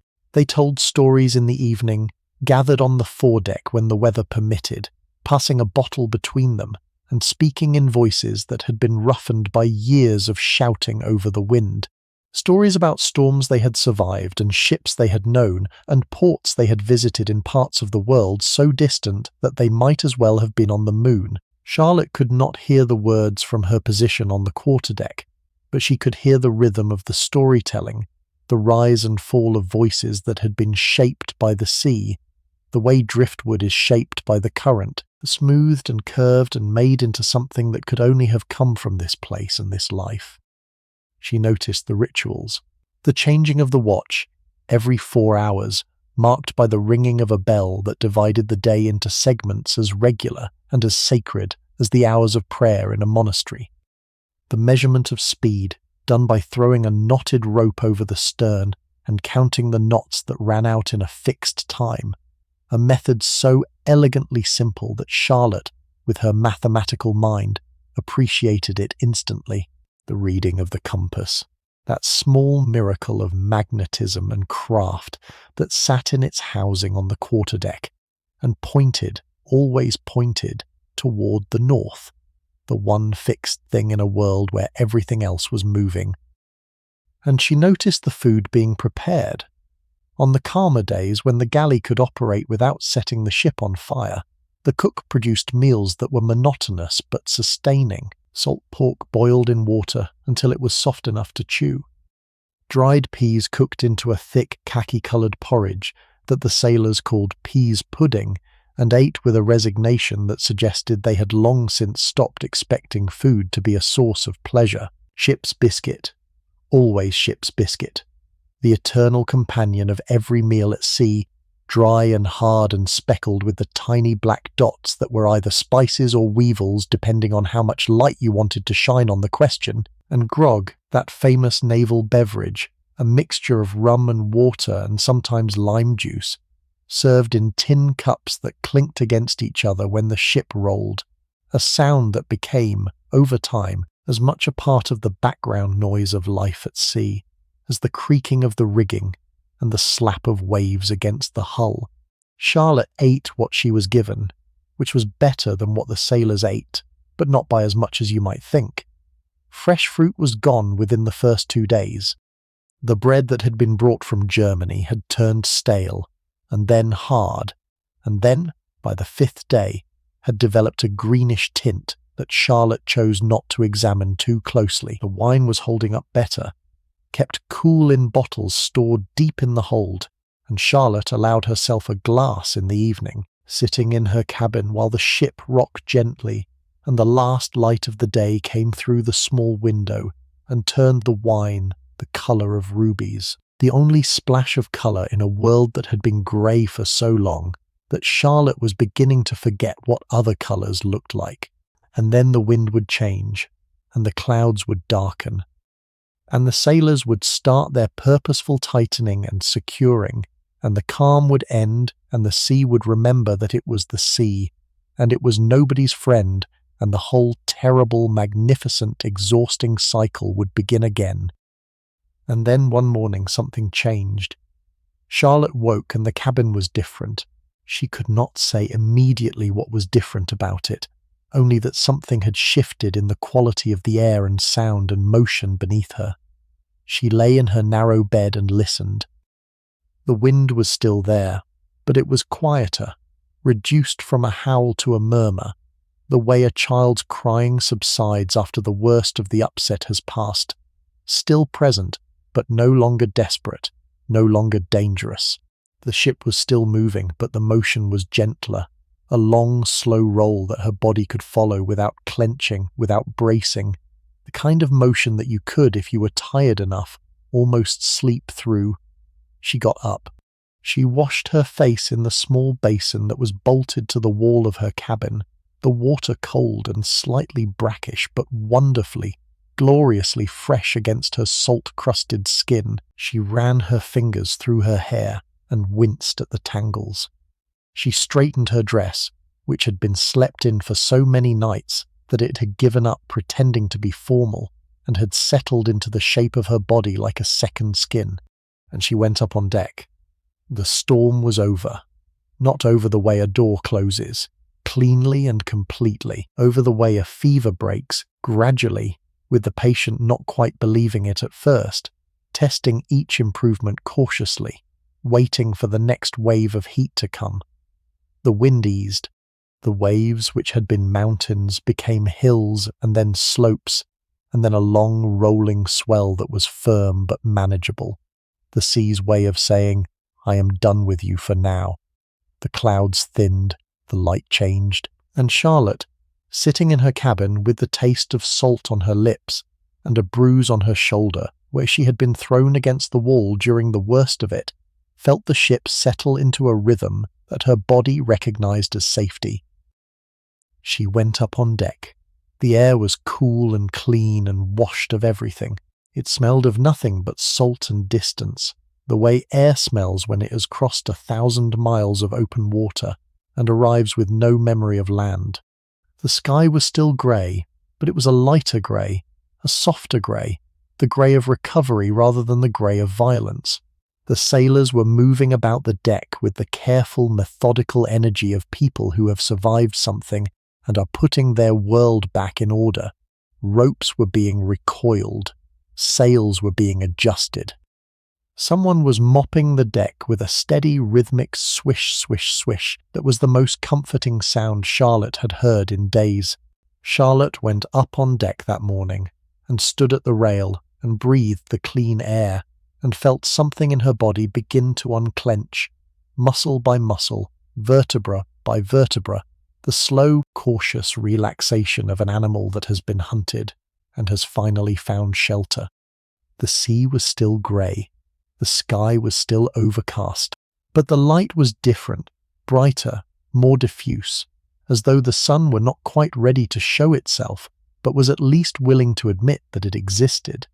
The ship moved through the water with a steadiness that felt almost luxurious after the chaos of the storm, a gentle forward motion that was purposeful and calm, and that made the sea look, for the first time, not like an enemy, but like a road, a wet road, an inconvenient road, but a road nonetheless, leading somewhere specific, somewhere real, somewhere that Charlotte was beginning, despite everything, to want to reach.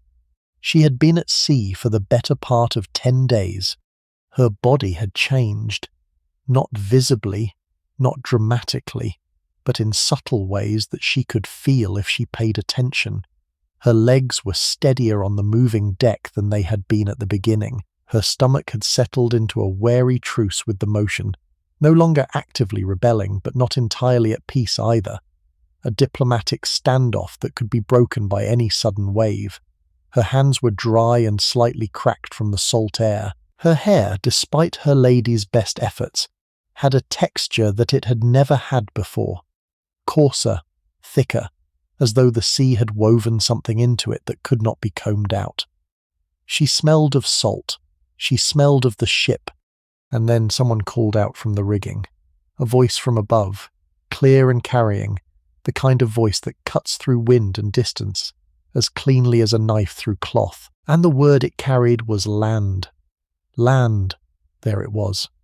A thin grey line on the horizon, so faint at first that it could have been a trick of the light, a shadow on the water, a low cloud clinging to the surface of the sea. But it was not a cloud. It was solid. It was real. It was England. The coast grew as they approached. The thin line thickened into shape. Charlotte could see cliffs, or the suggestion of cliffs, a darker mass rising from the water.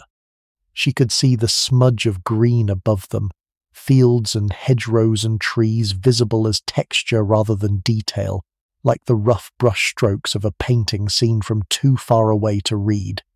Rooftops, a church tower, the masts of other ships in a harbour, Harwich, the port of Harwich, in Essex, her first sight of the country that would be her home for the rest of her life. What did she feel, standing at the rail of that ship, salt-stained and exhausted and bruised, looking at a coastline she had never seen before? Relief, certainly. The storm was over. The sea had let her pass. But what else? Joy? Fear? Strange floating numbness that comes after days of sustained anxiety, when the danger lifts and the body does not quite know what to do with itself because it has been clenched for so long that relaxation feels like a new kind of stress. I think she felt all of it. I think she felt everything at once in the way that you do at the hinge moments of your life, the moments that divide before and after, the moments when you stand in one world and look across at another, and know that in a matter of hours you will belong to the new one, and the old one will begin its long, slow transformation from reality into memory. The coast grew closer, slowly, because that is how things happen at sea, not in jumps and cuts the way they happen in films, but in a long, gradual, almost imperceptible accumulation of detail.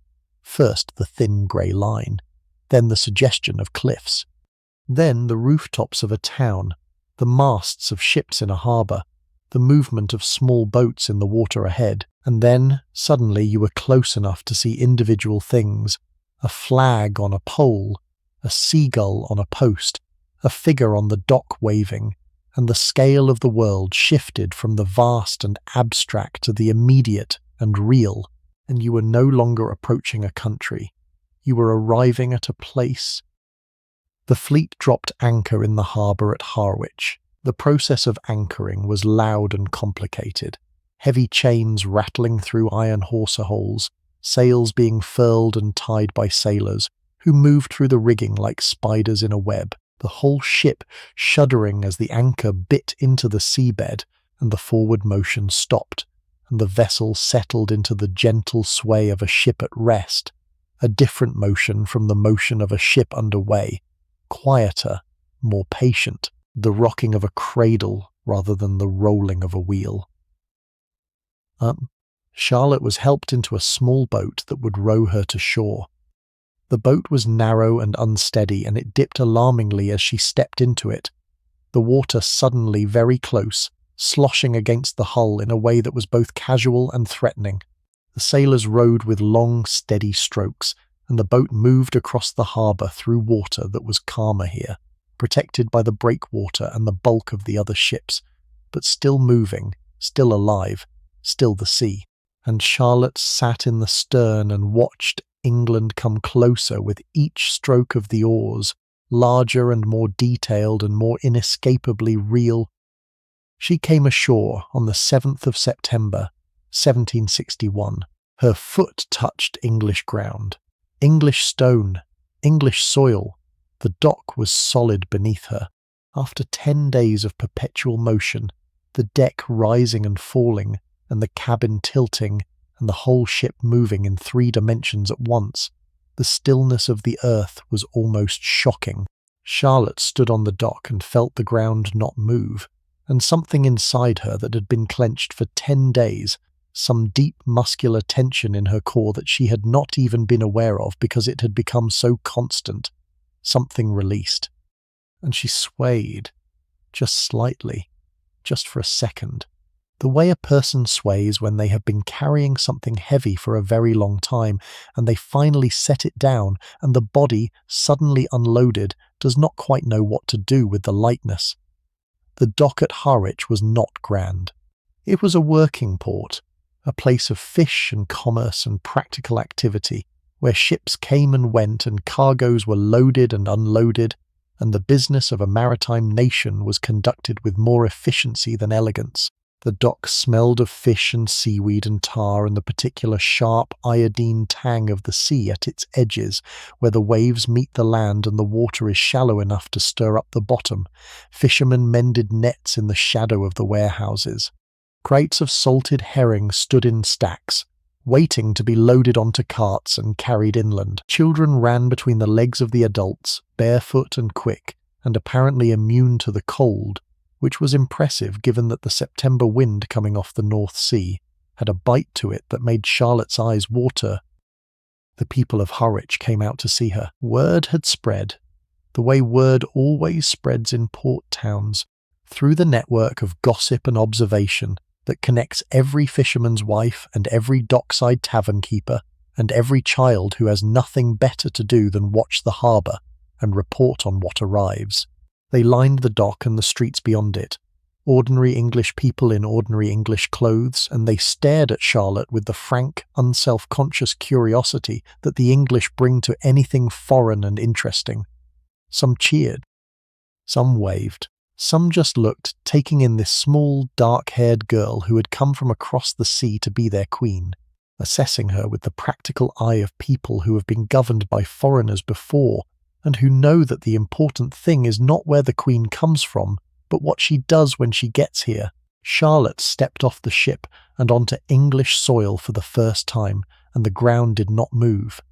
After 10 days at sea, the stillness of the earth felt strange, almost wrong, as though the world had forgotten how to breathe. Sailors call this land sickness, the reverse of seasickness, and Charlotte would have felt it as she walked, a faint unsteadiness in her legs, a lingering phantom motion in her inner ear, the sea's last claim on her body, its parting gift. There was no time to rest, no time to bathe or change or sit quietly in a room that did not move and drink a cup of tea and gather herself, because George was waiting, and the wedding was happening that evening. That evening. She had just spent 10 days being tossed across the most temperamental body of water in Europe. She had not slept properly in a week. Her clothes were wrinkled and salt-stained, and her hair was a disaster of tangles and sea spray, and whatever her ladies-in-waiting had been able to do with a comb and a prayer in a cabin the size of a cupboard. And someone told her she was getting married in a few hours, not tomorrow, not next week. Tonight, she was placed in a carriage, a proper English carriage, better sprung than the one that had carried her to the coast in Germany, but still a carriage, which meant hours more of sitting and bouncing and watching the world go by through a window. And the world that went by was England. Her England now. Though it did not yet feel like hers, it felt like a painting she had stepped inside, vivid and beautiful and not quite real. Charlotte saw it all for the first time that day. The English countryside in early September, the hedgerows thick and tangled and studded with blackberries that hung in heavy clusters of deep purple, almost black, begging to be picked. She would have seen children in the fields, village children with bare feet and sun-browned faces, stopping their games to stare at the procession of carriages rolling past, a fleet of gleaming coaches with outriders in livery and guards on horseback, and the whole elaborate apparatus of a royal progress moving through their ordinary Tuesday like a visitation from another world. Some of them waved. Some of them just stood and stared with their mouths open and their hands full of whatever they had been holding when the first carriage came around the corner, a stick or a stone or a half-eaten apple, forgotten now in the shock of seeing something so far beyond their experience that their minds needed a moment to catch up. The fields rolled past, some still golden with the last of the harvest, the wheat and the barley standing in stooks like miniature golden houses, waiting to be carted to the barn for threshing, some already cut to stubble, with the short sharp stalks sticking up from the earth like the bristles of a brush, and between them the poppies, those bright, improbable splashes of red that appear in English fields after the harvest like drops of blood on a clean sheet, beautiful and slightly unsettling. Some fields were ploughed into long dark furrows that stretched to the horizon like lines drawn by a giant's comb, the soil rich and dark and turned to the sky ready for the autumn planting. The oaks were enormous, ancient and spreading, their canopies so wide that standing beneath one was like standing in a green room with a ceiling made of leaves. Charlotte, who had grown up with the slender birches and pines of Mecklenburg, had never seen trees like this. These were not trees that grew toward the sky and minded their own business. That claimed territory. That had been standing in the same spot for 300 years and had no intention of moving. They looked, to Charlotte's German eyes, almost absurdly confident, like very old men who have been right about everything for so long that they have stopped bothering to explain themselves. The villages passed the window one by one, each one a cluster of stone and thatch around a church, each one with its own pub, its own green, its own pond with its own ducks, its own character, its own particular way of arranging itself in the landscape, as though it had grown there rather than been built. The churches were smaller than the churches in Germany, but more numerous, a steeple every few miles, grey stone towers rising above the trees with a quiet persistence that said something important about the relationship between the English and their God, which was less a relationship of ecstasy and terror, and more a relationship of steady, weekly, determinedly moderate attendance. The light was different. That was one of the first things she would have noticed. English light is not like German light. It is softer, more diffuse. It comes through clouds that are not quite clouds, just a general misting of the atmosphere that turns everything slightly golden and slightly hazy, as though the whole country has been wrapped in a very thin sheet of warm gauze. It is the kind of light that flatters everything it touches. The fields looked richer, the trees looked greener, even the mud, and there was always mud in England, even the mud looked somehow purposeful, as though it were an essential part of the design. The air smelled of things Charlotte had never smelled before. English hedgerow, which is a smell you cannot replicate because it is made of 100 things growing together. Hawthorn and elderberry and dog rose and honeysuckle and the damp earth beneath them all, producing a fragrance that is sweet and green and slightly medicinal and utterly, unmistakably English. She would have smelled wood smoke from cottage chimneys, thin blue threads of smoke rising straight up into the still afternoon air. She would have smelled cut grass and manure and the distant, unmistakable scent of a bakery somewhere, yeast and flour, and the particular warmth that bread gives off when it is fresh from the oven. a smell so universally comforting that it probably constitutes a form of medicine. The carriage did not take her straight to London. That is important. The journey from Harwich was too long to complete in a single day, and Charlotte, after 10 days at sea, was in no condition to be presented to a king, and married to him without at least one night of sleep on a bed that did not move. The procession stopped at Witham in Essex, at the residence of Lord Abercorn, who had been given the considerable honour and the considerable headache of hosting the future Queen of England for a night at essentially no notice. Imagine being Lord Abercorn. Imagine receiving word that a fleet has arrived at Harwich and that the German princess who is about to become your queen needs somewhere to sleep tonight, and that somewhere is your house. The servants would have been thrown into a frenzy of preparation. The best rooms would have been aired, and the best linens would have been brought out, and the best silver would have been polished, and the kitchen would have been turned upside down in the effort to produce a meal that was worthy of a queen, but that would be assembled in a matter of hours from whatever happened to be in the pantry and the garden. Roast fowl, probably. Bread baked in a hurry. Wine brought up from the cellar. The good wine. The wine that had been sitting in the dark for years waiting for an occasion important enough to justify opening it. This was that occasion. Charlotte arrived at Lord Abercorn's house tired beyond words. The carriage ride from Harwich on roads that were better than German roads but still far from smooth had finished what the North Sea had started. Her body ached. Her eyes were heavy. Her clothes, despite the best efforts of her ladies-in-waiting, were still carrying the memory of 10 days at sea, a faint salt stiffness in the fabric that no amount of brushing could entirely remove. But she was gracious. She greeted Lord Abercorn and his household with the politeness that had been bred into her since childhood, the automatic, almost reflexive courtesy of someone who has been taught that other people's feelings matter, regardless of how tired you are. She ate supper. She made conversation. She smiled at the right moments and laughed, and gave no indication that what she most wanted in the world was to lie down on any horizontal surface and sleep for approximately a year.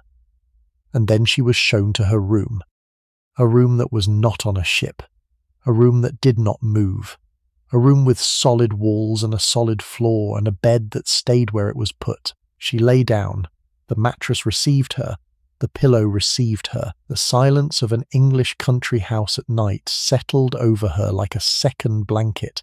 That particular silence that is not really silence at all, but a tapestry of small sounds. The tick of a clock in the hallway, the creak of old wood cooling, the soft hoot of an owl somewhere in the trees outside, the distant, barely audible murmur of servants finishing their work in the kitchen below. And she slept. For the first time in 10 days she truly slept. Not the shallow, interrupted, constantly being woken by the sea sleep of the ship. Real sleep, the deep, thick, heavy sleep that the body demands when it has been pushed too far for too long. The sleep that pulls you down like an undertow and holds you in a darkness so complete that there are no dreams, only rest, only the slow repair of cells and muscles and nerves that have been on alert for so long they have forgotten what it feels like to stand down. The house at Witham was quiet around her, not the silence of the sea, which was never really silence but a constant backdrop of water and wind and the creaking of wood. This was the silence of land, of solid walls and deep foundations and a roof that did not move. The clock in the hallway ticked with a regularity that was almost hypnotic, each tick exactly like the last, a mechanical heartbeat marking time in a world where time was reliable and predictable and not subject to the whims of the North Sea. An owl called from somewhere in the park beyond the window. A floorboard settled with a soft creak that was the house breathing, not complaining, and Charlotte lay in a bed that was warm and still and dry, and felt, for the first time since Mirow, something close to safe. She woke in the night once, briefly, disoriented. The bed was not moving. That was the first thing she noticed. Her body had become so accustomed to the constant rocking of the ship that stillness felt wrong, as though the world had stopped breathing. She lay there in the dark, in Lord Abercorn's best bedroom, with English linen under her cheek and English silence around her, and she listened to the absence of the sea. No waves, no wind screaming through the rigging, no groan of timbers, no drip of water finding its way through the deck. Just quiet, just peace, just the tick of a clock, and the distant call of an owl, and the soft, barely perceptible sound of her own breathing, in and out, the oldest rhythm in the world, the rhythm that was there before the sea and before the ship, and before the storm and before any of this happened. In the morning she woke to birdsong, English birdsong, which was different from German birdsong in ways that she could not quite articulate, but that she noticed immediately, the way you notice when someone speaks your language with a different accent. The birds here sang on a different scale. Their songs had a different texture, a different brightness. Blackbirds and thrushes and the high, sweet trill of something she did not recognize, singing the dawn in from the trees outside her window, announcing the arrival of a day that was, for Charlotte, the most important day of her life. She could smell breakfast being prepared somewhere below. Bacon, toast, the rich, dark, slightly burned smell of English tea being brewed in a pot that had been making tea for so long that the tannins had stained the porcelain the colour of autumn leaves. And something else, something sweet, preserves perhaps, or marmalade, that peculiarly English invention that takes bitter Seville oranges and transforms them through sugar and patience into something golden and translucent and entirely wonderful. In the morning she rose.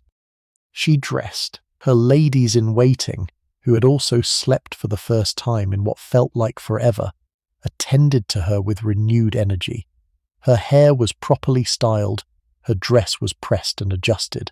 The salt and the storm and the exhaustion were, if not erased, then at least concealed beneath the careful architecture of silk and powder and composure that was expected of a woman about to meet a king. The carriage took her from Witham toward London. And now Charlotte began to see England properly, not through the blur of exhaustion that had coloured her arrival at Harwich, but with clear eyes, rested eyes that were hungry for detail because the detail was all new, and because detail is what the mind reaches for when it is trying to understand a place it has never been. The Essex countryside in September was beautiful in a way that Mecklenburg was not. Mecklenburg was beautiful, the way a plain face is beautiful, honestly, without pretension, with a directness that grew on you over time. Essex was beautiful the way a garden is beautiful, tended and shaped, and arranged every field bounded by a hedgerow, every hedgerow thick with centuries of growth. Hawthorn and blackthorn and elder and wild rose all woven together into a living wall that divided the landscape into rooms, green rooms, golden rooms, brown rooms, each one with its own character and its own light and its own particular community of birds and insects and small mammals going about their business with a total indifference to the royal carriage rolling past. The roads were better here, still unpaved, still rutted, but wider and more carefully maintained, with ditches on either side to carry the rainwater away, and with surfaces that had been packed and rolled and repaired often enough that the carriage could move at something close to a comfortable pace. If comfortable is a word that can be applied to any form of 18th century road travel, which it probably cannot, but at least Charlotte's teeth were no longer chattering. She saw farmhouses that were different from the farmhouses in Mecklenburg.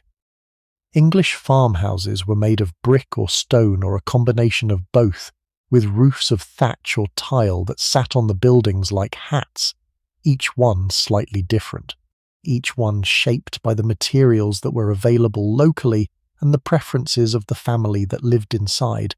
Some had gardens in front, small patches of colour and order, roses climbing the walls and herbs growing in neat rows beside the path. Some had orchards behind them, apple trees heavy with the September fruit, their branches bending under the weight, the grass beneath them scattered with the windfalls that nobody had yet bothered to pick up, soft brown fruits that smelled sweet and slightly alcoholic, and that attracted wasps that moved between them in lazy, drunken spirals. She saw pubs, not the roadside inns of Germany, but proper English pubs, with painted signs hanging from iron brackets and names that were both specific and mysterious: the Fox and Hound, the Red Lion, the King's Head, each one a small sovereign nation of beer and conversation, and the particular warm, beery, slightly smoky atmosphere that English pubs have cultivated for centuries, and that has never been successfully replicated anywhere else in the world. She saw churches, so many churches.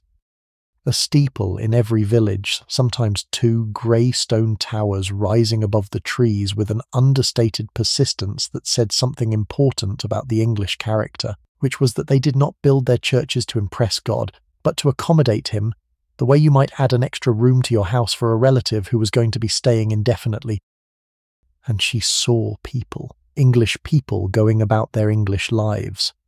A blacksmith in his forge, the orange glow of the fire visible through the open door, the ring of hammer on anvil carrying across the road like a bell, a woman hanging laundry on a line between 2 posts, the white sheets catching the wind and billowing outward like sails. And Charlotte thought of the ship and the sails and the storm, and felt something turn over in her stomach that was not seasickness, but memory, the particular physical jolt that the body produces when the mind encounters something that reminds it of what it has survived. A group of children playing on a village green, running and shouting and tumbling in the grass with the abandoned energy that children have when they are not being watched by anyone who is counting. And Charlotte, who was 23 days removed from her own childhood, watched them and felt old. Not old in years, old in distance, old in the number of worlds she had travelled through since the last time she had done anything as simple and as joyful as running across a field for no reason at all.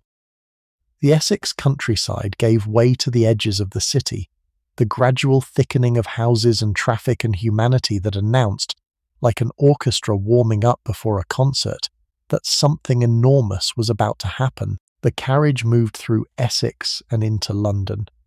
And here is where I want you to feel what Charlotte felt, because the approach to London in 1761 was not like the approach to any modern city.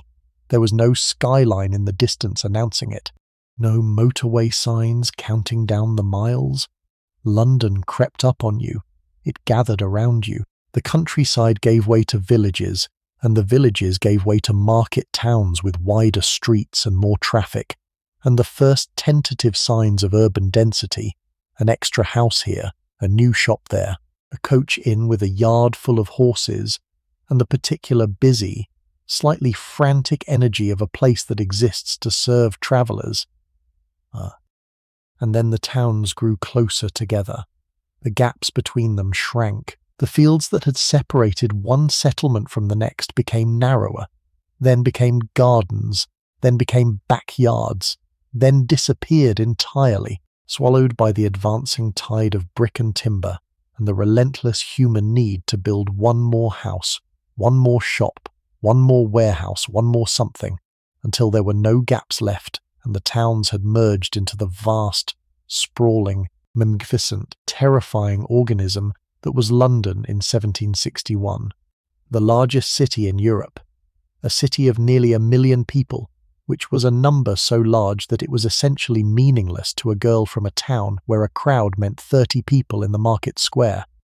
The streets narrowed and filled with noise and motion and life, carriages and carts and horses and people, so many people moving in every direction at once, shouting and laughing and arguing and selling things and buying things and living their lives at a volume and a density that Charlotte had never experienced and could never have imagined. Charlotte pressed her face closer to the carriage window. The glass was imperfect, slightly wavy, and it distorted the view just enough to make everything look like it was underwater, which was appropriate, because London in 1761 moved like a current, A vast, powerful, unstoppable flow of people and vehicles and animals all surging in the same general direction through streets that were never quite wide enough to contain them. The noise was extraordinary. After 10 days of ocean silence punctuated by storms, and 10 more days of the muffled quiet of the countryside, London was an assault on the ears. Wheels on cobblestones. Hooves on cobblestones. The shouts of drovers and the curses of carters and the cries of street vendors selling everything from hot chestnuts to second-hand wigs to the morning's news printed on broadsheets still damp with ink, dogs barking, children shrieking, somewhere in the distance, a church bell, and closer, the clang of a blacksmith, and the rattle of chains, and the particular sustained roar that a city of nearly 1 million people produces simply by existing, a sound so large and so constant that it ceased to be a sound at all, and became instead a vibration, a frequency, a physical pressure against the skin. The smell of London hit you before the sight of it did. Coal smoke, thick and acrid and everywhere, pouring from tens of thousands of chimneys and settling over the city in a haze that never quite lifted. Beneath the smoke, the smell of the Thames, which in 1761 was an open sewer as much as it was a river, carrying the waste of 1 million people toward the sea, with a stench that visitors described as powerful enough to make the eyes water. And beneath that, or woven through it, the smells of industry and commerce and humanity living at close quarters, the smell of tanneries and breweries and slaughterhouses and fishmongers, and the particular warm, yeasty, slightly sour smell of human bodies that have been working hard in clothes that are washed less often than modern sensibilities would prefer. Charlotte saw the river, the Thames, wide and grey and teeming with boats of every size and description, from the great merchant ships with their tall masts and their heavy cargoes to the small wherries that darted between them like water beetles, carrying passengers from one bank to the other for a penny. The river was the heart of London. Everything came through it. Wool from the Cotswolds, coal from Newcastle, tea from China, silk from India, sugar from the Caribbean, and sewage, of course, the inevitable byproduct of 1 million people living upstream, flowing past with a slowness that was almost dignified, as though the Thames had accepted its role as both highway and sewer, and had decided to do both jobs with the same unhurried English pragmatism. Holtef. The bridges were crowded. London Bridge, the only bridge across the Thames at the time, was a spectacle in itself, lined with shops and houses that had been built on its surface over centuries, creating a narrow, shadowed corridor of commerce that was as noisy and as busy as any street on the bank. The houses leaned inward over the roadway, their upper stories jutting out so far that they nearly touched, creating a tunnel of human habitation that blocked the sky and filled the air with the smells of cooking and laundry, and the particular warm, complicated scent of too many people living too close together. Charlotte's carriage moved through this, through the noise and the smoke and the smell and the life of it, through streets so narrow that the buildings on either side seemed to lean toward each other like old friends sharing a secret, past churches and coffee houses and bookshops and alehouses, past street vendors selling hot pies and roasted chestnuts and lavender bundles and all the 100 small mercies that Londoners had invented to make their loud, dirty, crowded, extraordinary city feel like home. And then the carriage turned, away from the main streets, away from the crowds, through a gate flanked by guards in red coats who stood at attention with their muskets and their brass buttons and their expressions of professional impassivity. The noise of London fell away like a curtain being dropped. The cobblestones changed to cleaner, better maintained surfaces. The buildings that lined the approach were larger and more orderly, the architecture of power rather than commerce. Brick and stone arranged with a symmetry that said important things happen here, and the people who do them prefer their surroundings to reflect that importance. The carriage rolled into a courtyard. Clean stone swept surfaces. The echo of hooves bouncing off the walls of the surrounding buildings with a clarity that suggested the courtyard was designed to amplify arrivals, to turn the simple act of pulling up in a carriage into something ceremonial. Footmen appeared. Men in livery so immaculate it looked like it had been pressed 5 minutes ago, which it probably had. They moved to the carriage door with a choreographed smoothness that spoke of hours of practice and a genuine terror of doing anything in front of the king's intended bride that might be reported as clumsy that Charlotte was at St. James's Palace. The end of the journey. She had travelled by carriage and by ship and by rowboat and by carriage again. She had crossed a sea that had tried to kill her. She had slept in inns where the pillows were flat and the windows did not close, and in a stranger's house where the silence was so deep it woke her in the night. She had eaten ship's biscuit and salt beef and bread that turned green and wine that was the only colour in a grey world. She had played a harpsichord in a storm. She had watched her country disappear behind her and a new country appear ahead of her, and now she was here, tired and salt-stained and 23 days older than the girl who had stood in the chapel at Mirow and married a man who was not there. The carriage door opened. Charlotte stepped out. St. James's Palace, not the grandest of the royal residences, not then and not now, but solid and red-bricked and serious in the way that English institutions are serious, with a weight that comes not from ornament but from duration, from the accumulated gravity of centuries of use. Charlotte stepped out of the carriage into a courtyard that smelled of horses and clean water and the particular starchy freshness of recently pressed livery. Servants were everywhere. People in elaborate clothes were gathering in hallways and anterooms. Candles were being lit by the dozen, by the hundred, filling the corridors with a warm, unsteady glow that made everything look golden and slightly unreal. And there, somewhere in that palace, waiting for her, was George. They met for the first time in a private room. I want you to picture this moment because I think it might be the most human moment in this entire story. Two young people. She is 17. He is 22. They have never spoken. They have never been in the same room. They know nothing about each other except what has been reported by intermediaries, which is to say they know the official version, the curated version, the version that has been polished and shaped and approved by people whose job it is to make sure that reality does not interfere with diplomacy. Charlotte entered the room and saw George for the first time. He was tall, blue-eyed, slender. By the standards of the Hanoverian kings who came before him, he was remarkably handsome, largely because the bar set by his predecessors was not what anyone would call high. George I had been dour and German. George II had been short and irritable. George III looked like a king in the way that people wanted kings to look.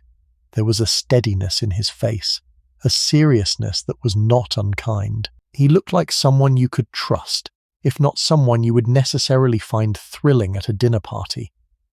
George looked at Charlotte and saw a girl who was not beautiful. That is the honest truth, and there is no point pretending otherwise. But what he also saw, and this is the part that matters, was someone. Not a portrait on a miniature, not a name on a list, a person, a real, breathing, salt-stained, exhausted, remarkable person who had crossed a sea in a storm to be here, and who was standing in front of him with bright eyes and a straight spine and a composure that was, under the circumstances, nothing short of astonishing. Charlotte curtsied, the deep, formal curtsy that she had been practicing since she was old enough to stand on 2 feet, the curtsy that says, "I acknowledge your authority and I offer my respect, and I am doing this because it is expected, but also because I mean it."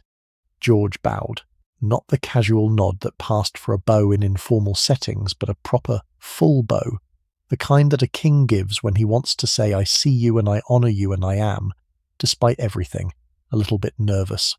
Words were exchanged. Polite words, formal words, the kind of words that people use when the moment is too big for language to hold properly.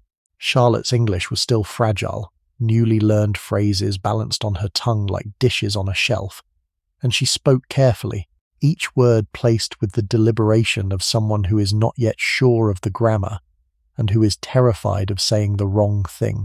George responded in French, because he spoke it well, and because he sensed, with a sensitivity that his later reputation does not prepare you for, that she would be more comfortable in a language she knew. And Charlotte felt something ease inside her at the sound of French, her first language of education, the language of her lessons and her books and her conversations with her mother. It was like hearing a door open in a strange house and recognizing the room beyond it. And somewhere in that exchange, something happened that nobody had planned for, and nobody had predicted, and nobody quite knew what to do with.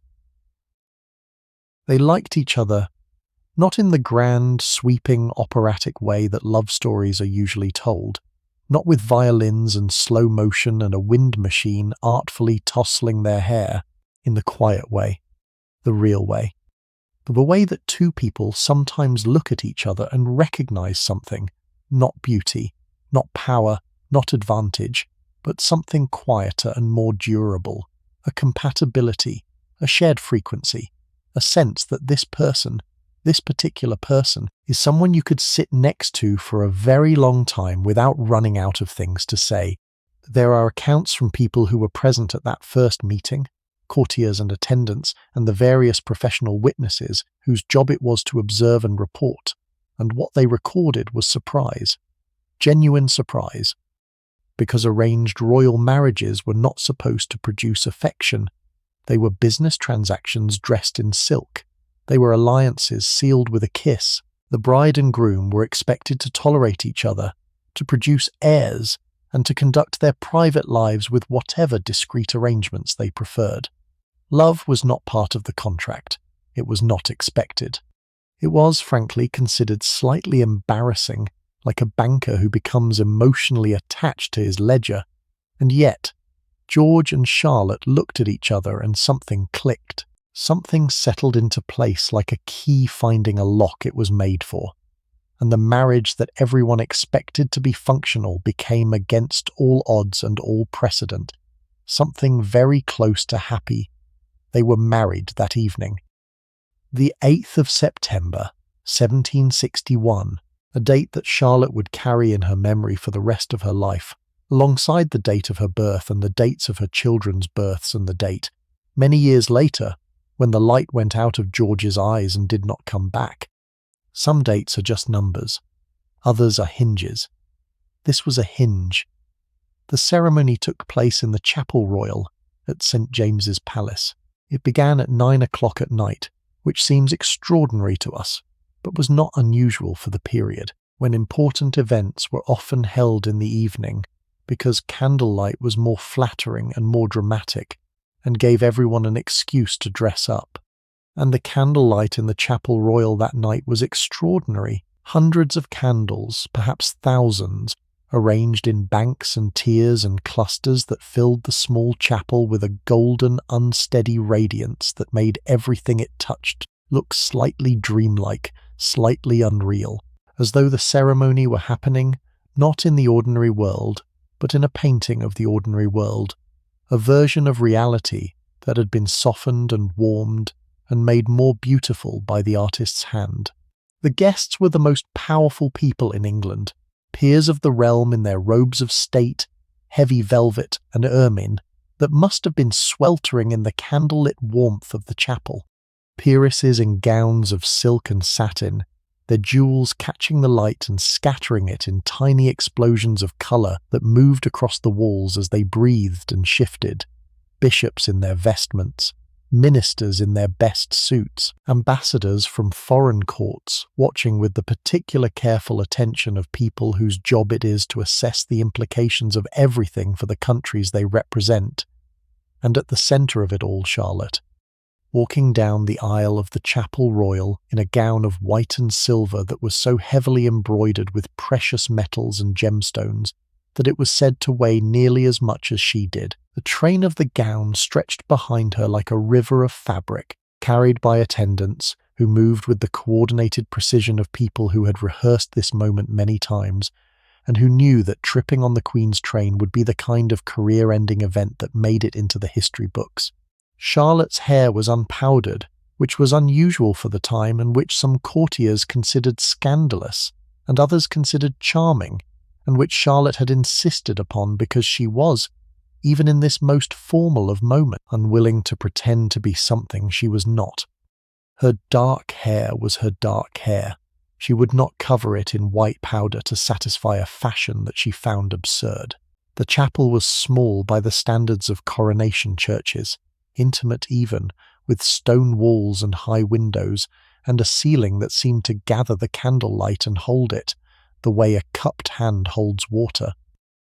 Charlotte wore a gown of white and silver, so heavily embroidered that it was said to be almost too heavy to walk in. Her hair was unpowdered, which was unusual for the time, and which some courtiers considered scandalous, and others considered charming. The gown's train was carried by attendants. Diamonds sparkled at her throat and in her hair, and she walked down the aisle of the Chapel Royal, this girl from Mirow, this girl from nowhere, and she married the King of England. The ceremony was conducted by the Archbishop of Canterbury. The vows were spoken in English, which Charlotte barely understood, repeating words that had been phonetically prepared for her, sounds without meaning that nevertheless carried the weight of a nation's expectations. The ring was placed on her finger, the prayers were said, the blessing was given, and when it was over, Charlotte was no longer Princess Sophia Charlotte of Mecklenburg-Strelitz. She was Queen Charlotte of Great Britain. After the wedding came a supper, a grand supper, laid out in one of the staterooms, with silver and crystal, and more food than Charlotte had ever seen in one place. Roasted meats and game pies and elaborate pastries and jellies trembling on silver platters and fruits, arranged in pyramids and wines and cordials, and all the extraordinary excess that the English court considered appropriate. For the marriage of a key, Charlotte, who had been eating ship's biscuit and salt beef for the past 10 days, sat at the head of the table and tried to eat, and tried to smile, and tried to be everything that everyone expected her to be, even though she was so tired that the candlelight was starting to blur, and the voices around her were beginning to sound like the drone of bees in her mother's garden, far away and warm and slowly, slowly fading. So here is something I want you to sit with for just a second. In the space of a single day, Charlotte had gone from a ship to a carriage to a palace to a wedding. She had travelled hundreds of miles, met her husband for the first time, married him, attended a state supper, and become Queen of England. And the next morning, when she woke up in a bed that was not her bed in a room in a country that was not her country, the first thing she would have heard was the sound of London outside the window, the rattle of carts and the clatter of hooves, and the distant shouts of street vendors beginning their day, a symphony of urban life, so different from the silence of Mirow that it must have felt like waking up inside someone else's dream. But Charlotte did not have the luxury of bewilderment, because the machinery of the court did not pause for a new queen to catch her breath. There were people to meet, protocols to learn, hands to shake, and curtsies to receive, and names to remember, hundreds of names, an avalanche of lords and ladies and ministers and servants and functionaries, each one expecting to be recognized and acknowledged and placed correctly in the elaborate hierarchy that governed every interaction at the English court.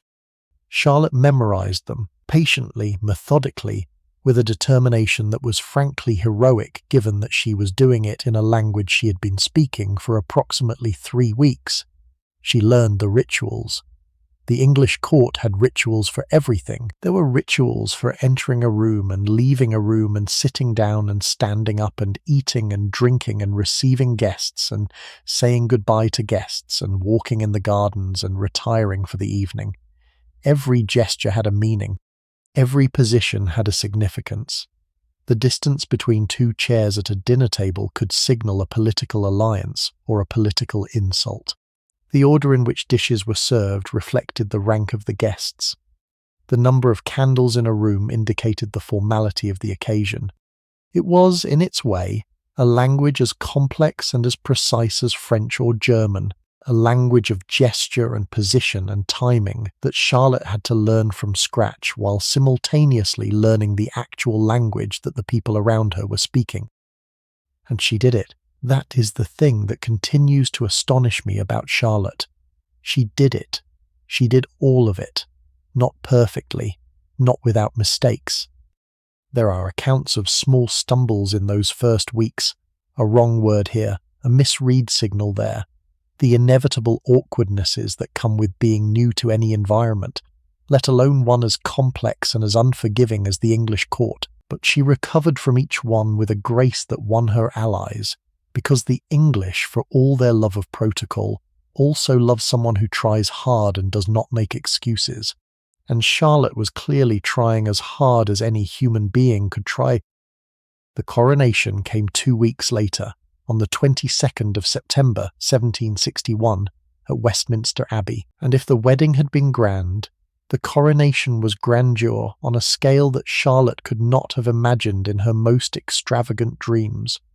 Westminster Abbey was one of the largest and most beautiful buildings in England, a vast stone forest of columns and arches and soaring ceilings that made everyone who stood in it feel both very small and very close to something immeasurably large. The light came through stained glass windows in shafts of coloured brilliance, red and blue and gold, laying patterns on the stone floor that shifted with the passing clouds. The coronation procession from St. Bleit, James's palace to Westminster Abbey, was a spectacle that turned the streets of London into a theatre. The route was lined with soldiers in their red coats, standing at attention with their muskets at their sides, forming a scarlet corridor through which the royal party passed. Behind the soldiers, the people of London pressed against the barriers in a crowd so dense that you could not see the cobblestones beneath their feet. They had been gathering since dawn, these spectators, staking out positions along the route, bringing food and drink and children, and a determination to see the new queen that no amount of rain or waiting could diminish. And when the golden coach appeared, drawn by 8 cream-coloured horses whose harnesses jingled with enough gold to buy a house, the noise was extraordinary.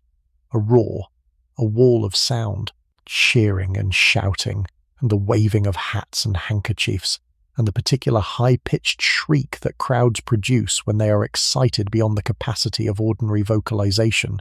Charlotte sat in the coach and heard it, and felt it, the sound vibrating in her chest like a second heartbeat, and she waved, because that is what queens do. She waved and smiled and tried to take it all in, this city, these people, this life, rushing toward her at the speed of a coach, and 8. Charlotte processed into the abbey in a gown even more elaborate than her wedding dress, cloth of gold this time, weighted with jewels that caught the light from 1,000 candles and threw it back in tiny explosions of fire. The pews were filled with the most powerful people in England, lords and ladies and bishops and generals and diplomats, all of them dressed in their finest, all of them watching this small, dark-haired girl from Germany walk down the aisle of the most important church in their country. The organ played. The choir sang. The archbishop spoke words that echoed in the high stone vault above, words about duty and God and the sacred trust of sovereignty. She was anointed.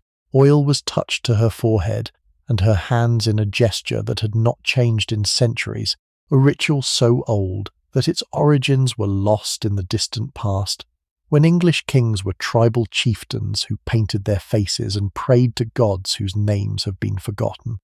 The crown was placed on her head, not the full monarch's crown, but the queen consort's crown, smaller and lighter but still heavy enough to make her neck ache after an hour, still bright enough to make every head in the abbey turn, and Charlotte sat on her throne, crowned Queen of England, and looked out at a sea of faces that were all looking back at her, and she was 23 days removed from a small house by a lake in northern Germany, and the sound of a harpsichord drifting through an open window.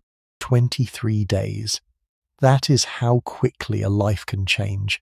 That is how short the distance is between everything you know and everything you have never imagined. 23 days ago she had been eating bread and honey at a wooden table in Mirow. 23 days ago she had been walking by the lake, listening to the pine trees creak in the wind and watching the storks stand one-legged in the marshy fields. 23 days ago she had been Charlotte, just Charlotte, a girl with a harpsichord and a stack of botany books and a view of a lake and a future that was small and quiet and entirely her own.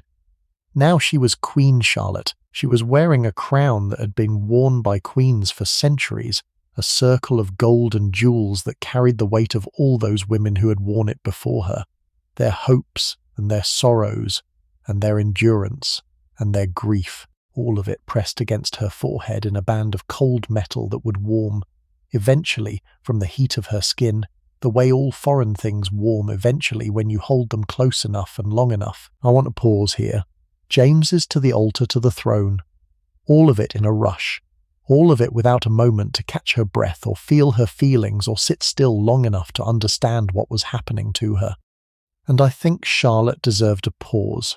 I think she deserved a moment, just a moment, between the girl she had been and the queen she had become, a moment of silence, of stillness, of that particular quiet that descends when something very large has happened and the world is waiting to see what comes next. So let us give her that. Let us sit with her on her throne in Westminster Abbey, with the crown on her head and the candles burning and the organ playing and the entire nation watching, and let us give her a breath. Just one. A slow breath in and a slow breath out, and in that breath, everything she had been and everything she was about to become, all of it held in a single pair of lungs, in a single heartbeat, in a single moment of being completely, fully, terrifyingly alive. Now, let us talk about what happened next, not in the detail that the journey deserved, because tonight is about the journey, and the journey is what I want you to carry with you as you drift towards sleep.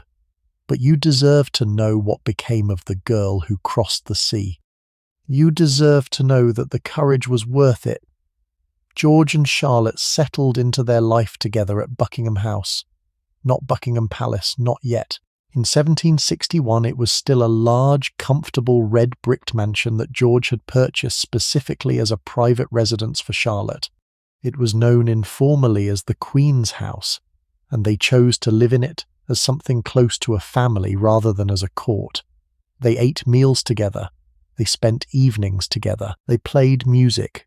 Charlotte at the harpsichord and George listening, the candles burning low and the sounds of London fading outside the windows as the night came on.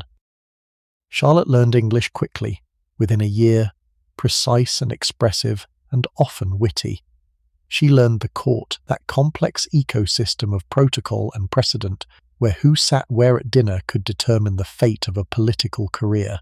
She navigated it with a care that was remarkable for someone so young, focusing on what she could control, her household, the arts, her growing passion for botany, and the steady quiet work of being a good wife to a king who was, it became clear, a genuinely decent man. Because George was a good man. History remembers him as the king who lost America, the king who went mad. But before the illness, before the colonies, George was a conscientious, hard-working, deeply moral king who loved his wife and loved his children, and who was by all accounts faithful to Charlotte throughout their marriage.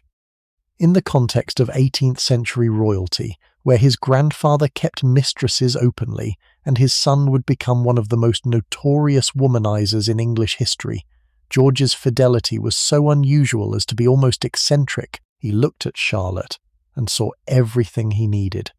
A faithful marriage, a stable home, a partnership built on genuine affection that deepened year by year into something that looked very much like love. That partnership found its fullest expression at Kew, where Charlotte transformed a pleasant royal estate into one of the most important botanical gardens in the world. She got her hands in the earth. She learned Latin names. She corresponded with Sir Joseph Banks, the great naturalist who recognized in Charlotte a genuine intellectual companion. Ships arrived at English ports carrying crates of specimens from every corner of the empire, orchids from South America and ferns from New Zealand and succulents from southern Africa, and Charlotte studied them all. The Strelitzia was named for her, the bird of paradise flower, Strelitzia reginae, a living monument to her passion that still blooms today on every continent. Meanwhile, George kept a model farm nearby and earned himself the nickname Farmer George, which his critics meant as an insult and which he wore as a badge of honour. And so they lived, he in his fields, she in her gardens, both of them at dinner in the evening, talking about what they had planted and what they had seen, the way any couple talks at the end of a day. The children came, 15 of them, over 21 years.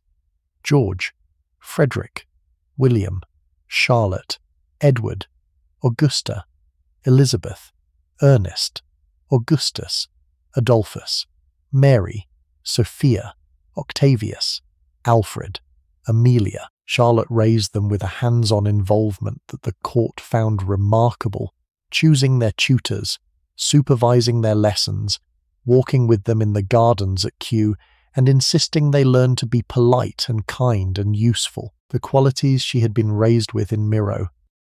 2 did not survive childhood, Octavius at 4 and Alfred before his 2nd birthday. Charlotte carried the grief the way she carried everything, quietly, internally, like a wall built around a wound. Edward would marry late and father a daughter named Victoria, who would become the longest reigning monarch in British history. Charlotte could not have known this, but it was there, folded inside him like a map inside an envelope, waiting to be opened by time. Mozart played for her when he was 8 years old. Charlotte recognized what she was hearing, spoke to the boy in German, his own language, and he relaxed and played with a joy that even his father remarked upon. She supported painters and musicians and the decorative arts. Her taste, refined without being ostentatious, influenced the style of the court and the nation. Charlotte's fingerprints are everywhere in late Georgian England, if you know where to look. Here is something I think about sometimes. Every happy life is a life that does not yet know what is coming. Charlotte and George walking the gardens at Kew with their children running ahead, eating dinner while the candles burned low. They did not know they were in their golden age. They thought they were just living. And perhaps that is the kindest thing about happiness. It does not announce itself. It just sits beside you quietly, and you do not realize how warm you were until it gets up and leaves. The American colonies were the first shadow. 8 years of war that George took personally and that wounded him in a place no military victory could heal. Charlotte watched him carry it, watched the late nights and the dispatches and the growing frustration of a man who wanted to do the right thing but could not see what the right thing was.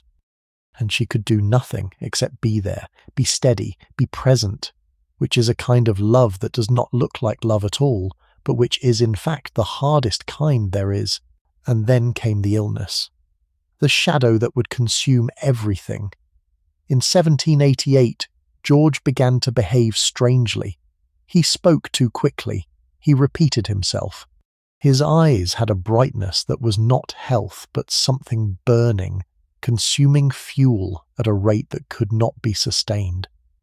The doctors used long Latin words that meant we do not know what is wrong. Modern historians believe it may have been porphyria, a genetic condition that causes hallucinations and confusion. The treatments were barbaric, blistering and purging and restraint, applied by men as frightened as anyone else. The illness came in waves. The first episode was severe, but he recovered. The fog lifting, the mind clearing, George blinking and bewildered and ashamed. Charlotte stood beside him and pretended nothing had changed, but it came back. It always came back. And Charlotte endured the sustained day-after-day decision to remain present in a situation that is destroying you. She was there when he was lucid, when he would say her name in the way that only he said it, and she would think this time he is back for good, and she was there when the clarity faded and the talking started again. The endless circular talking, and she would know the man she loved had gone somewhere she could not follow. The final decline began in 1810. George slipped into a darkness from which he never returned. He was placed in rooms at Windsor, blind and deaf, wandering in a white dressing gown, playing fragments of music on a harpsichord no one tuned, calling out for Charlotte in a voice the servants pretended not to hear. Charlotte retreated to Kew. To the gardens that had always been her sanctuary, to the glass houses where the air smelled of earth and green growth. She spent her mornings among the plants, moving slowly, touching leaves she had planted decades ago, gently, as though confirming they were still there.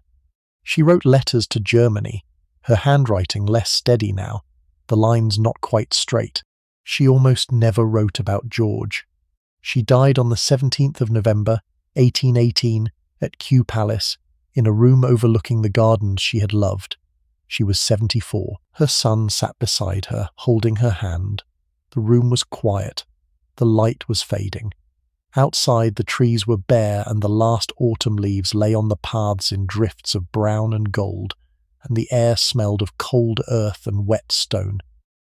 George was still alive, still at Windsor.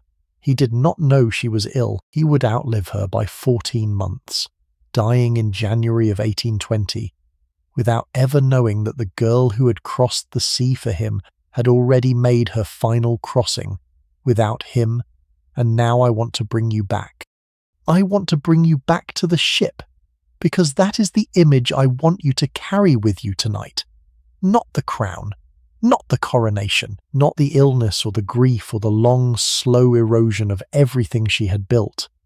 I want you to think about the girl on the ship, the 17-year-old girl sitting in a cabin that smelled of salt and wet wood and fear, while the storm raged outside and the lantern swung and the harpsichord shifted on its blankets and the whole world tilted and roared. And she played. She played because it was the only thing she could do. She played because the music was the only part of her old life that she could carry with her into the new one. She played because the harpsichord did not care that she was frightened or seasick or 17 or about to become a queen. It only cared that her fingers knew where to go. And they did. They always did.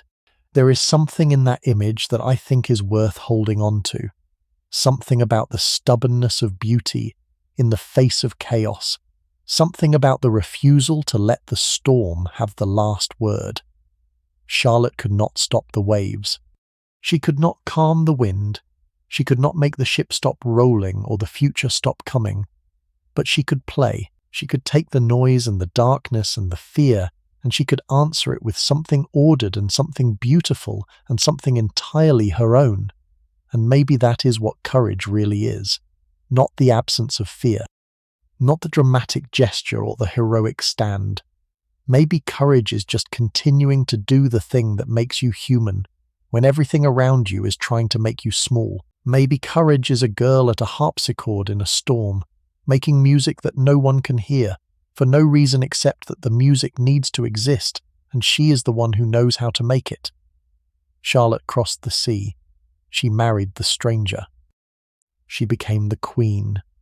She raised 15 children and tended the gardens and endured the illness and buried the grief and lived fully and completely a life that took her from a lake in northern Germany to the throne of England and back again, not to the lake itself, but to the stillness that the lake represented, the quietness, the peace, the simple act of sitting beside water and watching the pine trees double themselves in the surface, and knowing that you are, for this moment, exactly where you are supposed to be.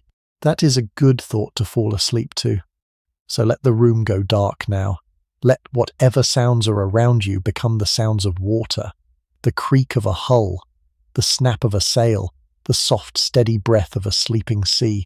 Let the warmth of your blanket be the warmth of a cabin lit by a single lantern, rocking gently, carrying you somewhere you have never been but where you will, eventually, belong. And to know that sometimes, just sometimes, The girl on the ship makes it through the storm, and what she finds on the other side is not what she expected. It is harder and stranger and more beautiful and more painful than anything she could have imagined, but it is hers, every bit of it. The crown and the garden and the music and the grief and the love and the long quiet evenings at Kew when the light fades and the birds settle and the world holds its breath before the darkness comes. All of it. Hers. I am so grateful you were here for this one tonight. If this story moved you, if something in it made you think or wonder or feel a small quiet thing that you were not expecting, please let me know in the comments. Tell me which part surprised you most. Tell me where you are listening from right now. Tell me if you made it all the way to the end, or if Charlotte's harpsichord carried you off to sleep somewhere in the middle of the storm. Either way, I am glad you were here. And if you found your way here for the first time tonight, if this is the first story you have listened to with me, then please subscribe and stay close, because next time we are stepping through a different door entirely, a different century, a different world, a different set of human beings doing the extraordinary, ordinary work of being alive, and I think you are going to love it. Good night, friends. Sleep well, and I will see you next time.